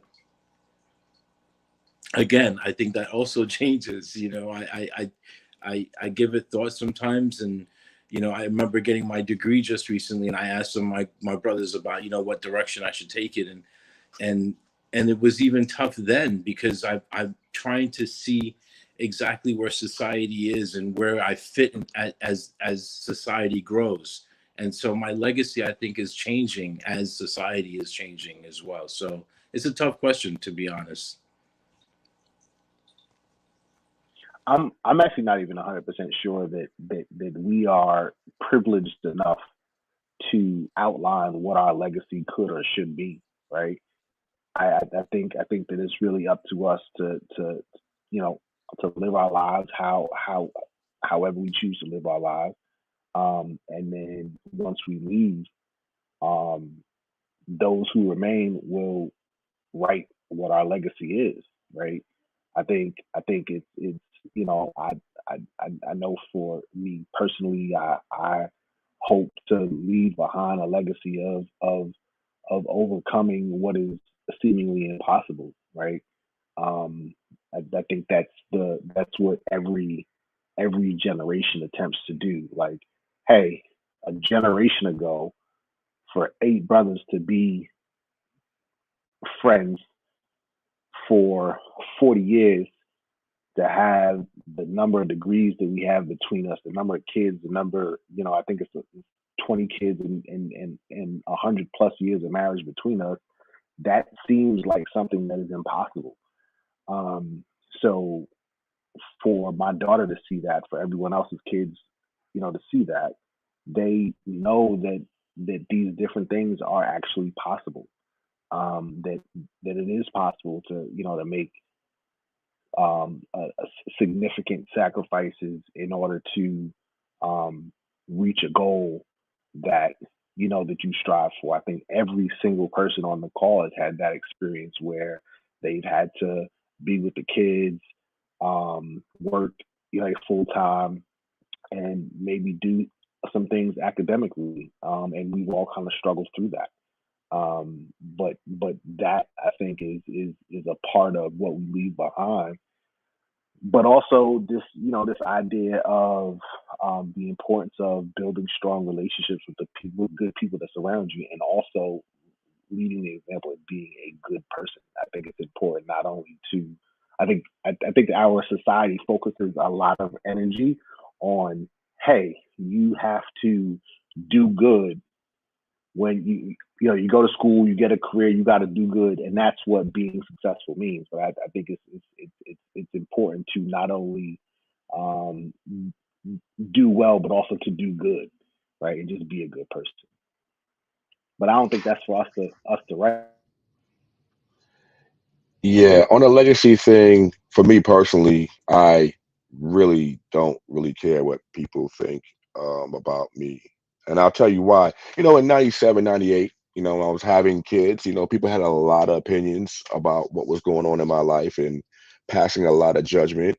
The irony is those same individuals 10, 15 years later looking at me now like like I'm Cliff Huxtable and I have the Huxtable family. And so um I learned those opinions that were happening when I didn't allow them to dictate when they couldn't dictate what was happening in my life, but I didn't allow them to like control my mind and focus on what was in front of me. I was better for myself. I was better for my family, and in the long run, those people loved me again, which was crazy to me. And legacy in regard to my what I want to leave for my kids, I just want to have them in a position when life fucks with them, which is going to happen. They have financial backing to push through, um, because there's going to be situations where, and if I'm not around, they're going to need financial security, and that's what legacy I'm concerned with, and how to make sure that they're secure when I'm not on this planet anymore. So to answer your question about what legacy people think about me, I don't know. It changes daily. They might hate me again. So I might do something, and then I'm the bad guy again. So I don't concentrate on that. I stopped concentrating on that probably about 99. Um, so yeah, that's where I'm at. I love you, brother. I'm honest, bro. Yeah, definitely. For me, um, just to reiterate kind of what Dave was saying is like, um, your mistakes don't define you, and as a person who's made a ton of mistakes, I've learned to stop giving a shit about that as well. I think that came with 40, whereas you just own it, and people can judge however they want to judge, but you move on and you go about your business. But I grew up as a PK, a preacher's kid, and I think for me, I like that, like many of us, it's hard to pinpoint exactly what you want your legacy to be, but I know one aspect of what I leave behind when I leave this earth. I hope my kids, and I want my kids to know that I was a God-fearing person, and despite some of the ups and downs, despite some of the mistakes or bad decisions made, um, I would like for them to know that Dad tried to do the right thing and was a decent person.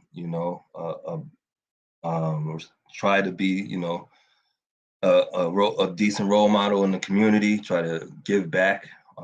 Try to pay it forward. And like I said, at the end of the day, if they at least know that Dad was a person who went hard for them, went hard for his neighborhood, for my brothers on this call right here. That's good for me. Obviously, financial concerns would be one thing and many other aspects. But at the end of the day, if they at least know that Dad was a decent dude, I'm all right with that. Yeah, And a bona fide Mets fan and Knicks fan, because I definitely want them to put that plaque on the cemetery when Knicks win the championship.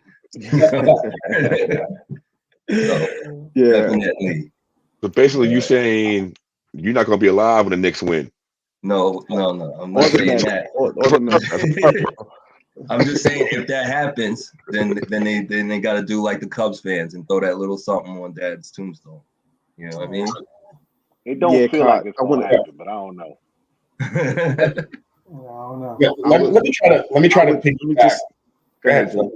Go ahead, Phil. Just real quick.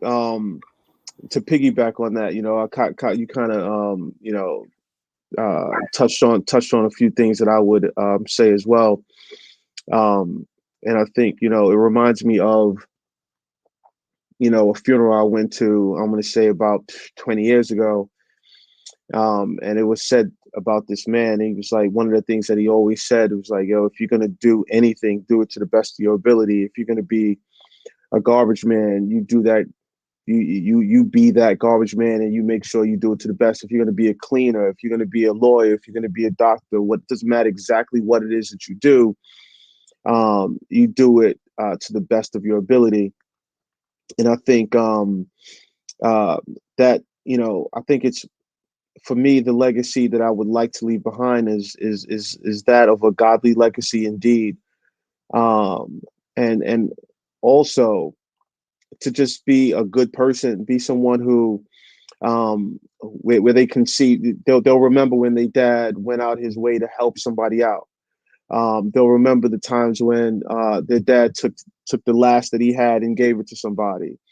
They'll remember the times that we got up on Sunday mornings and went to church. They'll remember the times when we were in a pandemic and we got up and we were on Zoom, and they understood the importance of what God meant to their dad, and hopefully they can take that and pass that on to their children, because it was something that was passed on to me and something that was passed down to my mom.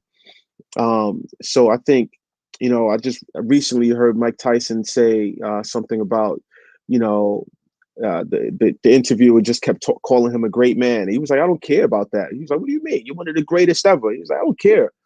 He's like, there's a lot of great people, but there's not a lot of good people out there.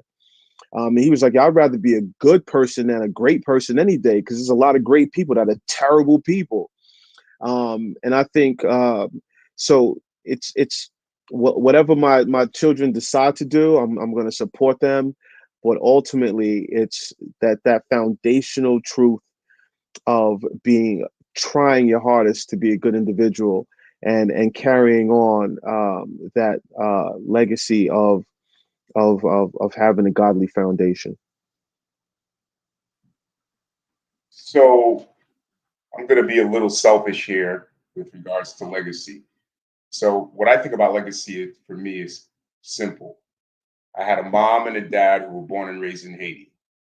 My dad made the decision to leave Haiti to come to the United States, and he altered my life. My mom went from Haiti to Canada, came from Canada to the United States. She altered our lives, my brothers and myself, by making those decisions. So they took their generational path, created a path for me and my brother, and made our lives better. So for me personally, I'm going to be selfish. I want my kids to have a better life and create generational progress better than what we did and better than what my parents did. And so, what I want my legacy to be for myself and my kids is to push through anything and everything. Their grandparents did it. We're now putting it in place, myself and my wife, to give them the better life than what we had. And I want them to set that foundation so that when they have kids, they can look back and say, listen, our grandparents did it, our parents did it, and now it's our turn to step up to the plate and be great. So we're not trying to live average lives. We're just not. We're put on this earth to be exceptional. So we all have gifts. We all have opportunities where we have higher education. We have degrees.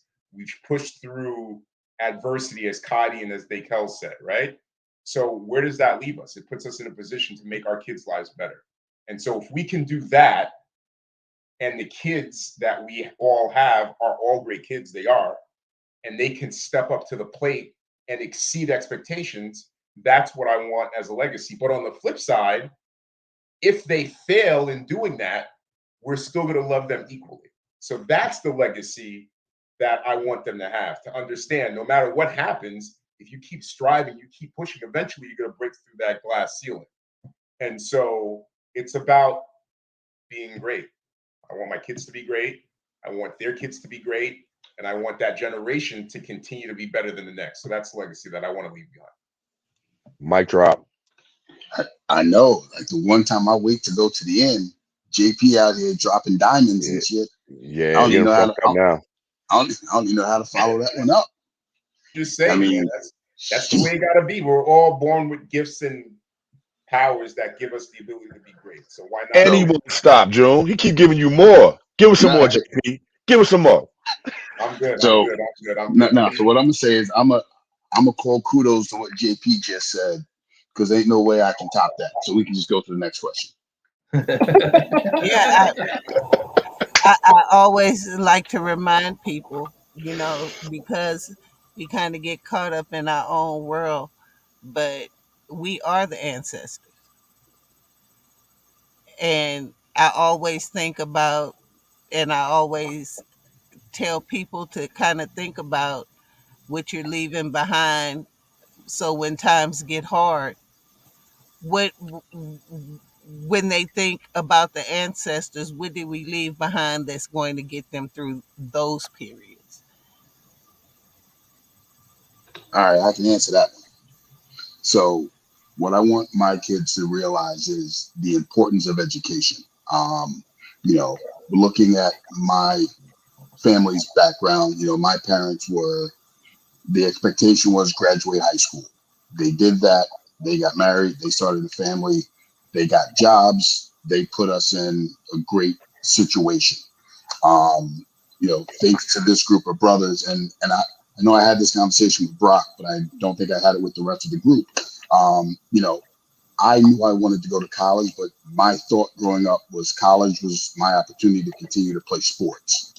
I never really thought about the academic side of college, but kind of being in this group of brothers and being around their families who were college educated and hearing these guys talk about college, my expectation of college changed.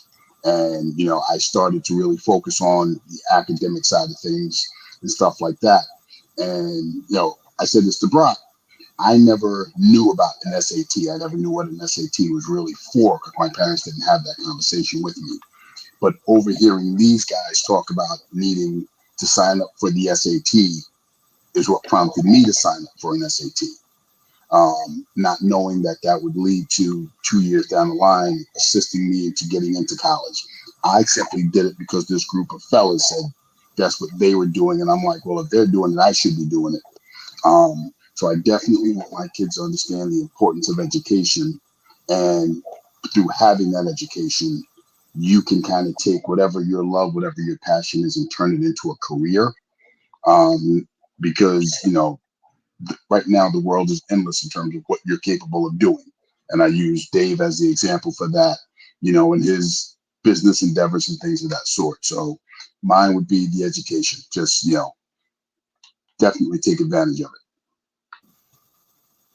But and a few of you have mentioned what you do for a living, but if could the rest of you kind of elaborate on your professional lives and then how you balance that with your family life?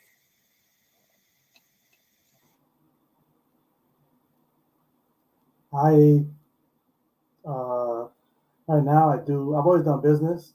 I did childcare business for probably 20 years, and then lately I started 3D business, and it's tough, to be honest, very tough with my lifestyle to balance that family life. And to go to a question you asked way back about what people felt about COVID, that's one of the reasons COVID was such a blessing for me because it slowed me down for a second. And my kids is not older now, but the oldest one is in college. The other two are teenagers. You get past the little phase. I always say like when my friends have younger kids, it's such a like I see them with their kids, and I remember that because you're spending so much time, you don't even realize it. And then you got to get to like the teenage phase, and it's kind of like they're spending their own time, and you don't realize how much you miss it. And the way you kind of take it for granted, both with your kids and your wife. And then when you add a business to that, which becomes almost like another child when it takes the time it takes to and the nourishment and everything. When that's your source of income, not your side hustle, you can spend a lot of time on things. Like there's times now I'm on this now and I'm working, right? Because I just work, right? So for me, COVID just stopped it. It was like, hey, you ain't got no choice for a second. And it was one of the best times of my life because I got back to really spending some quality time with my wife, my kids, watching movies and things like that. Um, and since then, it's allowed me to try to put a more conscious effort and try to figure out that balance. But yeah, like that's not one of the benefits of being an entrepreneur. An entrepreneur is great because you get to live out your dreams, you get to do things you love, and you're working doing something you love, but so that makes it feel like less hours, but it's not necessarily less hours. So what happens is I got to figure out the same balance as everybody else, and a lot of times my hours are less to figure that out. Um, so it's a tough balance, and I'm still working out. I'm a work in progress when it comes to that. You know what I mean? Because my wife is great, my kids are great, and they deserve more. And because my kids are so great, sometimes it could lead to me taking that for granted because they're so great. Because my kids aren't the type where I have to sit down and do their homework. My kids aren't the type where, we instill some great values in them, so they have each other, they have their mom. I've raised my kids. When I met my wife, I was so unsure about how I was going to be as a father that my number one thing was I'm gonna make sure they got a good mother in case my bum tail mess around and mess this up. I know they're going to be all right. Like that was my crazy mentality, right? It's like so over time they got all of that, and I'm just that entrepreneur side. I've always been hustling, so my hours are long. So it's a tough balance, but it's important, and I'm learning the importance of it. And COVID put it even more perspective, and I'm figuring it out, and it gets easier, as things start to work out. It's getting easier now because finances start to match your efforts. But yeah, the entrepreneur lifestyle, I would, if I had to recommend it to somebody, I wouldn't say that that's the easiest part of it. I would say it's doable and it's possible because I'm here 20 years later and I'm willing to work at it and I want to work at it to make it work. But it's not like I'll recommend it and say, hey, this is the easiest way to balance a relationship and time if you're trying to build a business. It's just not a realistic, mindset to come in with. So it's doable and it's a beautiful experience. Lately, I've been trying to take my wife on business trips with me so we can spend that time together as I'm growing this business. And lately, I've been realizing sometimes what you take for granted too. And I was telling my wife, I said, "Yo, she actually helps me more than anybody because she's always around me and having to deal with it." So it's like sometimes I'm finding people to help me, and I'm like, the one who can help me is actually right here because she's actually the one who had to live through this, understands it, knows what I do, spends the most time with me late night, and because she's been making the effort. My wife has been the type to be like, you know what, you can't find the time, so I'll come with you on your job. You can't find the time, so I'll just drive with you to the office so we can she's been pushing for it. I've been kind of the guy that's caught up. Hey, I'm gonna just do this and focused on this goal. And COVID kind of was able to help me put that in perspective. And since then, I would say I've been making an effort, but I would far from say, hey, I got this thing figured out as far as balancing my career. But it's a tough situation, but it's something that I want to work through and I'm going to try to figure out. This is actually a really sore spot for me because I'm super not good at it. Like a number of other people on the call, I'm also an educator. I work in higher education, and so much of what I do professionally is about um, pouring myself into someone else's kids, and then by the time I get home, um, I don't always have the energy to pour into my own child, and I ultimately become somewhat dependent on her teachers and her educators to really kind of be to really kind of pour into her, and that's a source of guilt for me in a major way, right? And what I think one of the things that I learned out of COVID was this idea of just having to be very intentional and deliberate about the time that I am spending with my daughter, um, uh, and how I am on one hand certainly modeling this idea of working hard and being industrious. But I also have to model what it means to to to be a supportive, loving family unit, right? Um, but I'm definite like that's like Dave said, like it's a work in progress, and I struggle with that personally on a regular basis.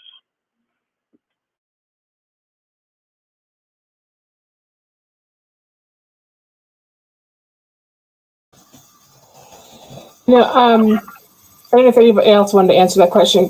Scott, did you want to? No, I mean, if you were gonna move on to the next question.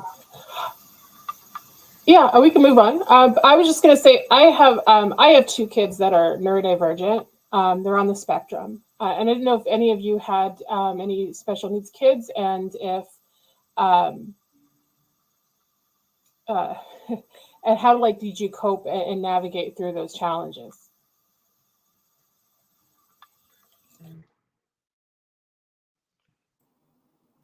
Um, I don't I think don't. any of us have any special needs as far I as on don't the have special spectrum needs. go, but I think each of our children have individual needs, but not, I don't think we can speak to the question that you're directly asking. The only one Well, thing I could say, hold Dave, is on. I've dealt I with a lot of special needs. Sorry, okay, Dave, but I've dealt with a lot through childcare.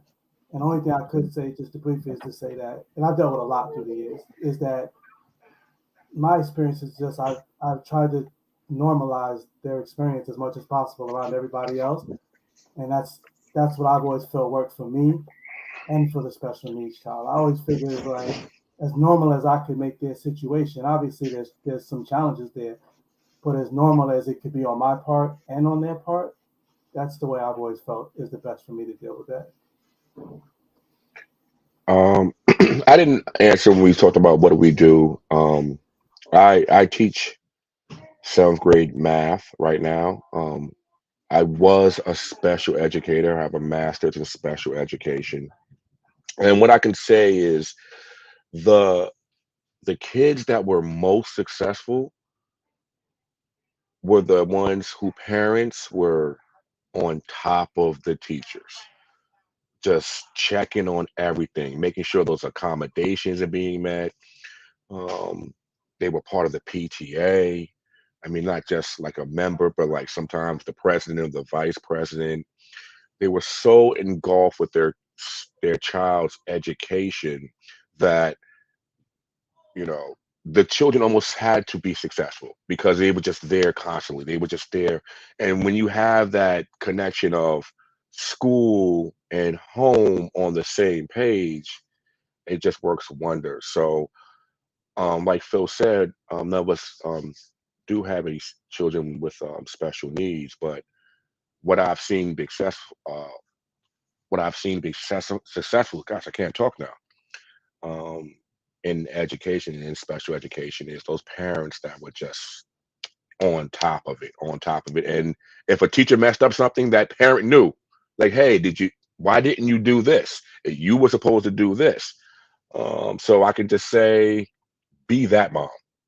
Be that mom. Be all up in there all the time in those teachers' faces, making sure that they are doing their job. And being in education, you have teachers, just, some are good and some are lazy. And the ones that are lazy, they need extra motivation, and that's where you come in and motivate them. And Dave, to speak to your point, it's not just a special ed parent. I think it's all parents. What? No, but I was right to her. You're absolutely Yeah, correct. I was addressing her yeah, no, concern. no, absolutely. I just wanted to expand on it for the fact of I did 20 years in middle school, and what I saw was the parent. I did my job. I got my kid to middle school. Now I can step back because my kid doesn't need me, not realizing that those middle school years leading into high school, they need you more than they need you in those early years. Because early years, your kids are pleasers. They want mommy to be proud. They want daddy to be proud.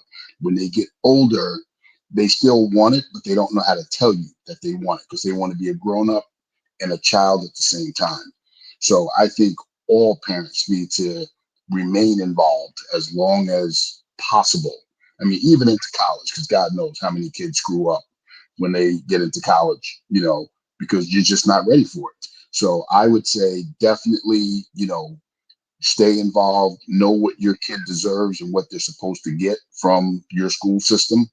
And if they're not giving it to you, you know, you go in that meeting and you pound on the table and you fight for your kid until you get it. But I think all parents need to stay involved in education because you don't realize what your kid can lose out on if they think that you're just kind of sending your kid there for daycare. All right, let me ask this. It's going to be an interesting question here. I'm going to try to put two questions together, and I just want y'all to answer either one, whichever one moves you, all right? First question is, what's the most important lesson or significant thing you've learned from your children? That's part one.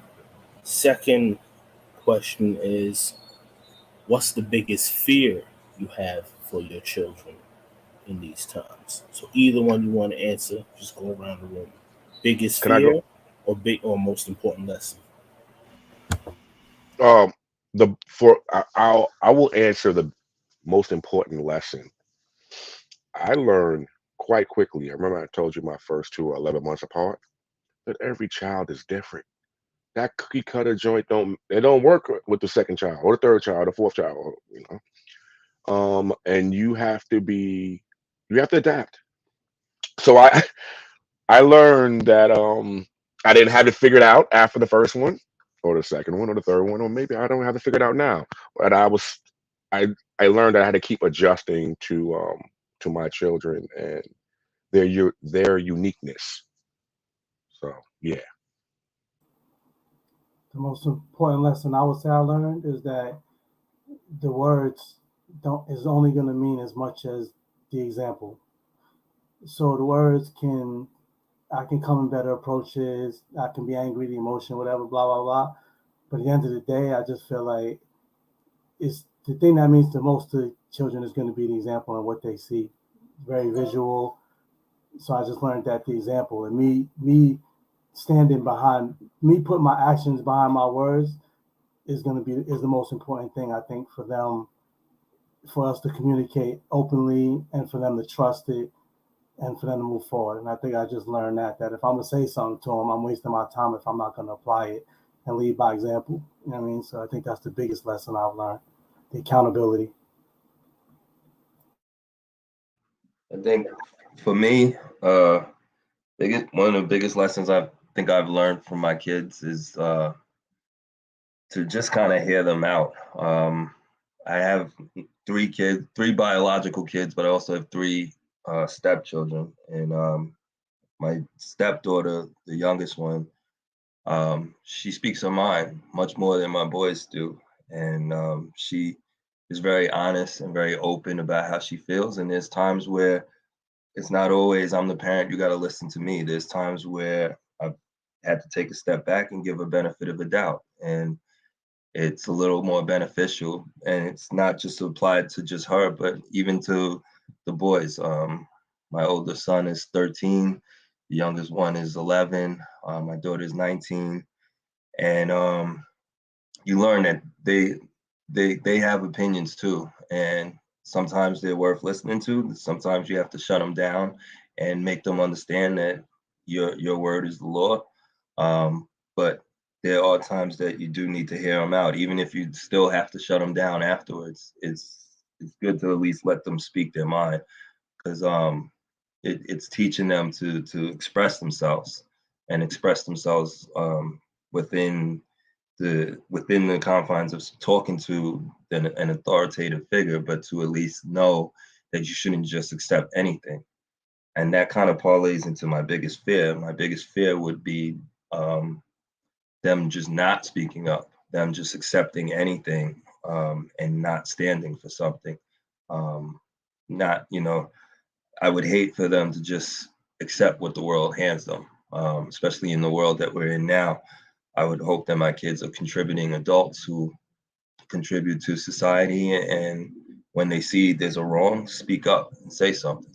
And if you see something, say something, and be willing to make a difference, or be willing to be judged, or hated on because you stood up and was different than the crowd. So that's my part. Yeah, I like that you touched on that, Cot, um, because you mentioned something in that came up in my mind when we were discussing discipline. I remember our parents would tell us to, it would be difficult for us to say things, or else we'd be getting smacked across your mouth.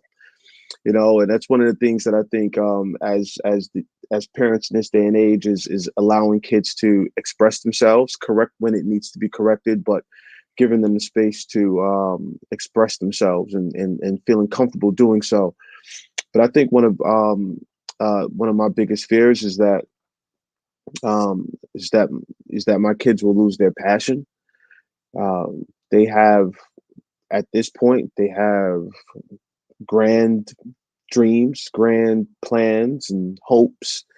Um, my son is he's a dreamer, and I love it. He talks about building things and creating things, and he talks about what he wants in the next 10, 15 years. And my daughter's a hard worker, and she's very studious, and she knows, she bounces back and forth with what she really wants to do, but she has, um, concrete goals in mind.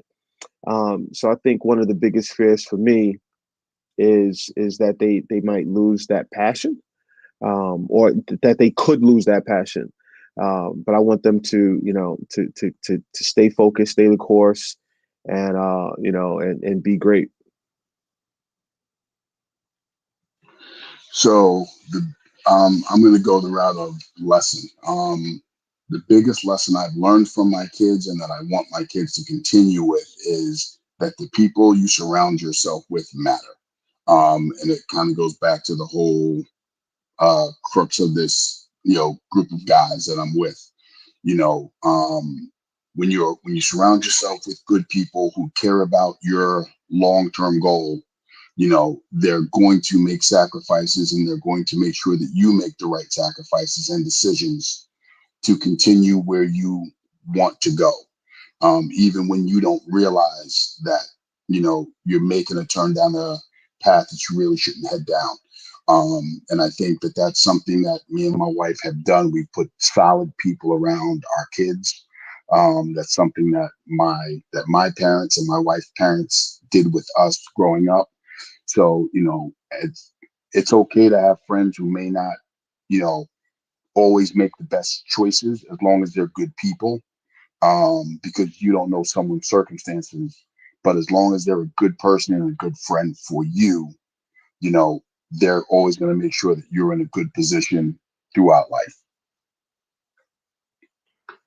I'm gonna hop in before Father JP hop in and keep saying shut it all down.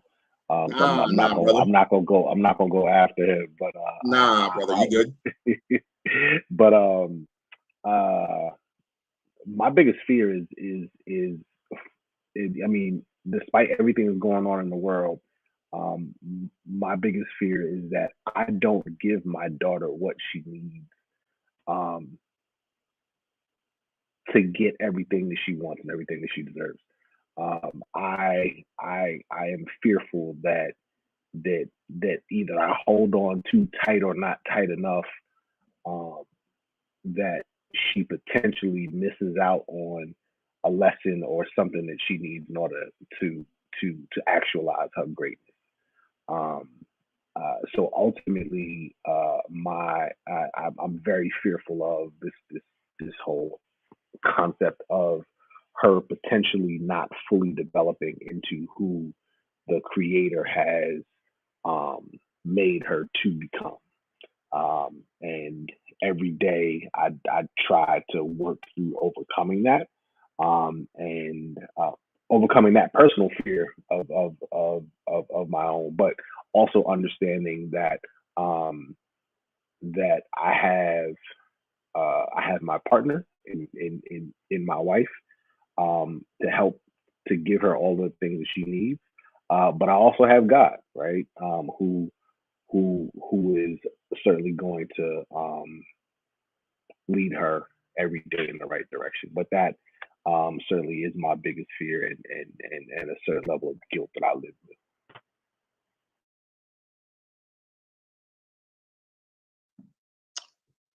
Biggest lesson I learned from my kids is having grace, honestly, being patient. Um, it gives you a whole different dynamic on how to be a parent, how to be a better man, how to be a better husband. So that's really all I have. I don't really have a fear, to be honest with you. Um, I think whatever fears we have never come to light anyway, for the most part. And you let your kids live in the light that they're going to live and grow gracefully. That's it.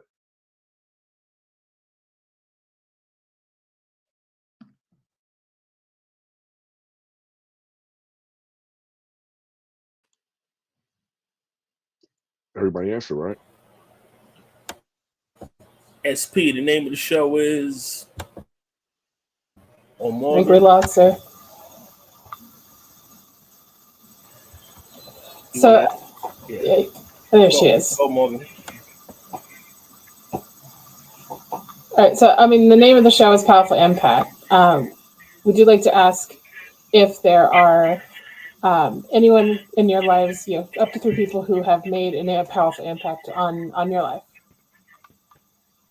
Everybody on this call has had a tremendous impact on my life, man. He's like these brothers, that I've had literally been in my life at at different points. Obviously, I think I've known Big Kel the longest. We met probably like in first grade or something like that, and everyone else kind of came in, at some point. The thing with Sean, he was very early on, and as we kind of made it through school, everybody, connected. But the fact that we've been able to maintain this kinship, this brotherhood over the course of the last 40, like 35 plus years, whatever it is like that's the powerful impact that that that I've had in my life, helping me to be a better a better husband, a better father, a better man, right? Because I see the things that they're doing, and I'm incredibly blessed to to have that. When I went to undergrad, my assumption was that everybody had these kind of relationships. I didn't realize that this thing that we have is a unique experience, and it really needs to be. I mean, it happens elsewhere, but it really needs to be highlighted more that there are these groups of people that have these very kind of genuine and meaningful bonds that help that help everyone who's a part of it just be better people. So my powerful impact is these brothers that joined on the call today. Love y'all, man. For real. I guess to help my brethren out, um, and add on to that, our parents, um, it's funny. Um, I'm thinking in my head as I'm saying this that any one of these guys' parents, a mother or father, will have me shook right now if they started yelling at me. Um, so our parents have done a good job of also, along with us, no, them first probably, and then what's going on in our form and our brotherhood that has had that powerful impact. Boom, you know what I mean? It's been special. Brock's point is so valid that you don't realize what you have until you start looking around and people start comparing, and I don't say want to be down, but like, dang, y'all still be getting up. Y'all still be talking every day, and we talk every day. That's not even no bullshit. Like every day, several times a day. So I've been blessed to have this group of brothers and parents to help guide and push me through my journey, and it's still going on. I can't even front. Man, actually, just really starting.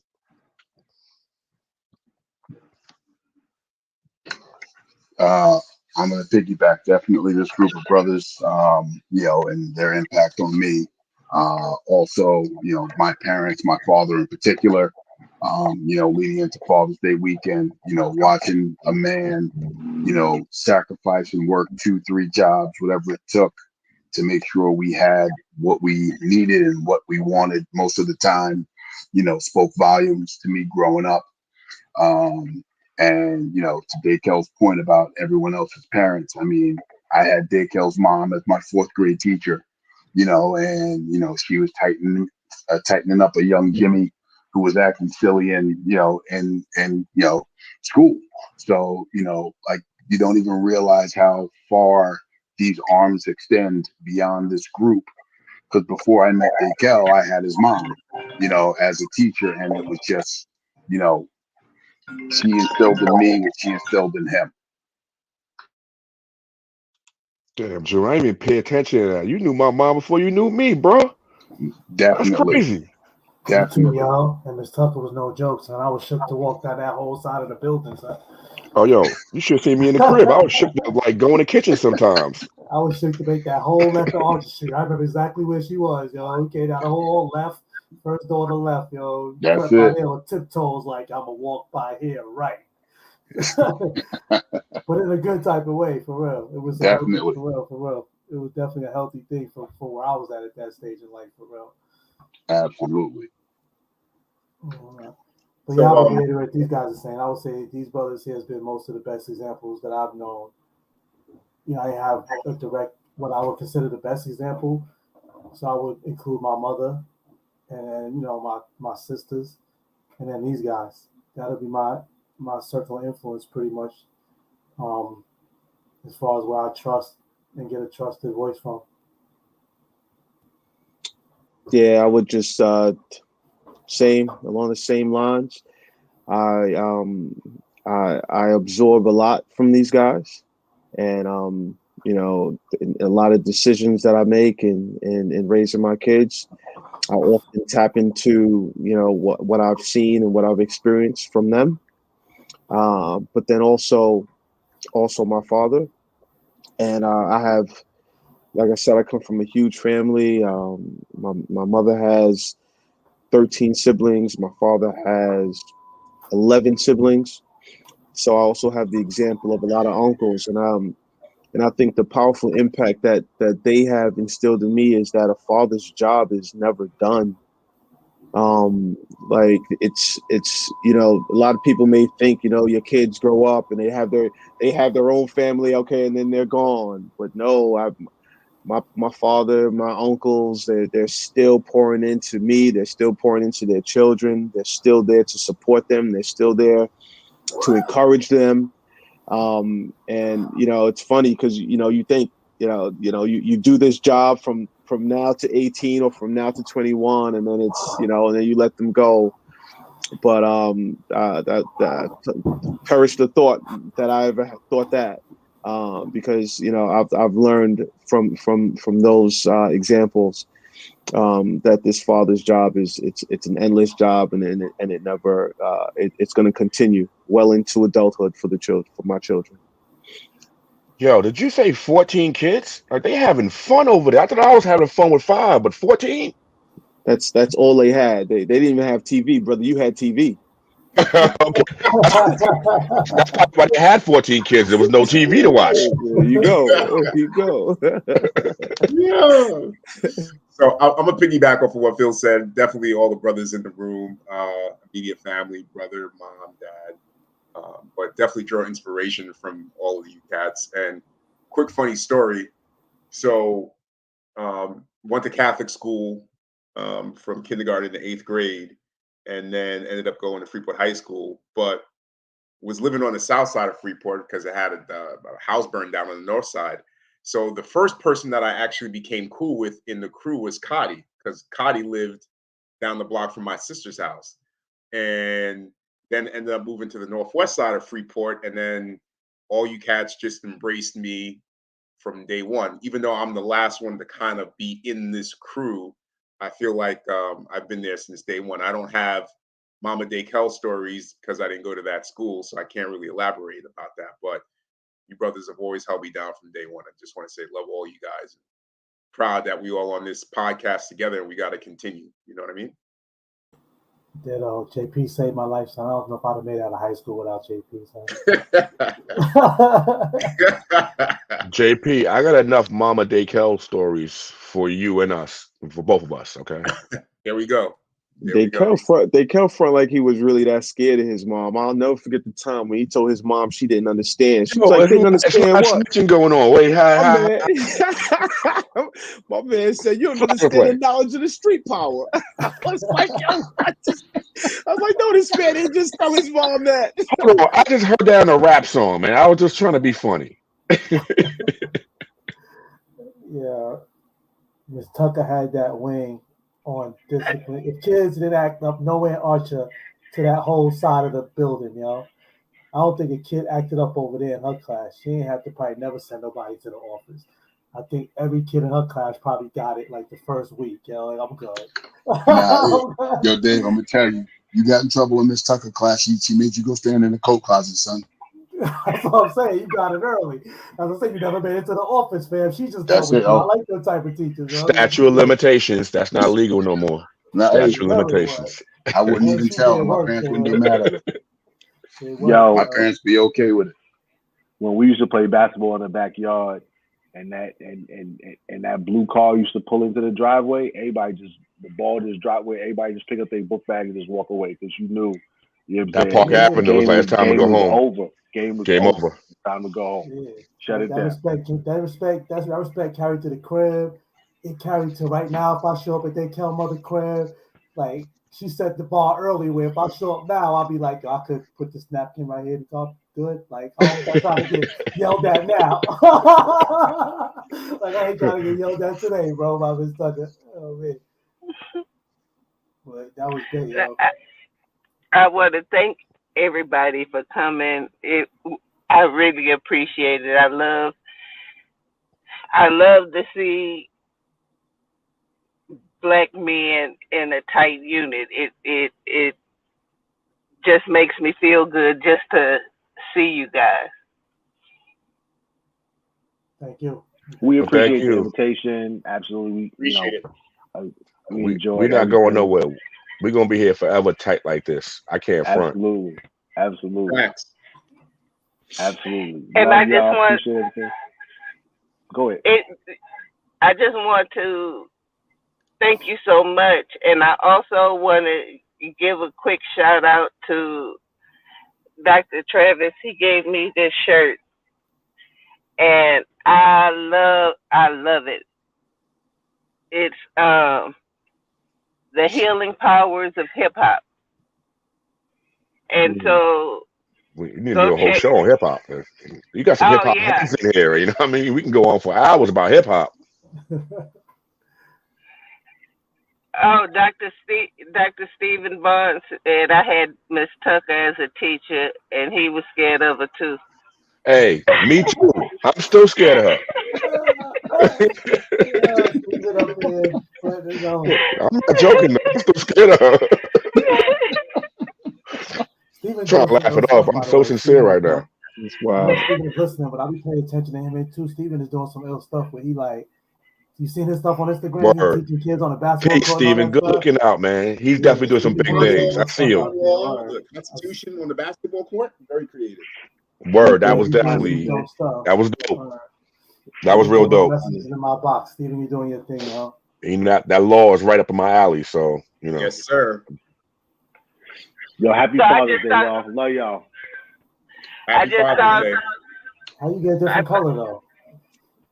I ain't peep that. I ain't think y'all wanted a pink one. Oh, it's pink. That's red, bro. That's red. Salmon. Raw. Salmon. This was hella dope. Y'all like, subscribe, comment, and hit the notification bell so you can be up on the next show. So until next time, this is Powerful Impact, and we out. Peace. Peace. Peace, twins. Peace to the brothers. gods. Thank you, ladies. Love y'all.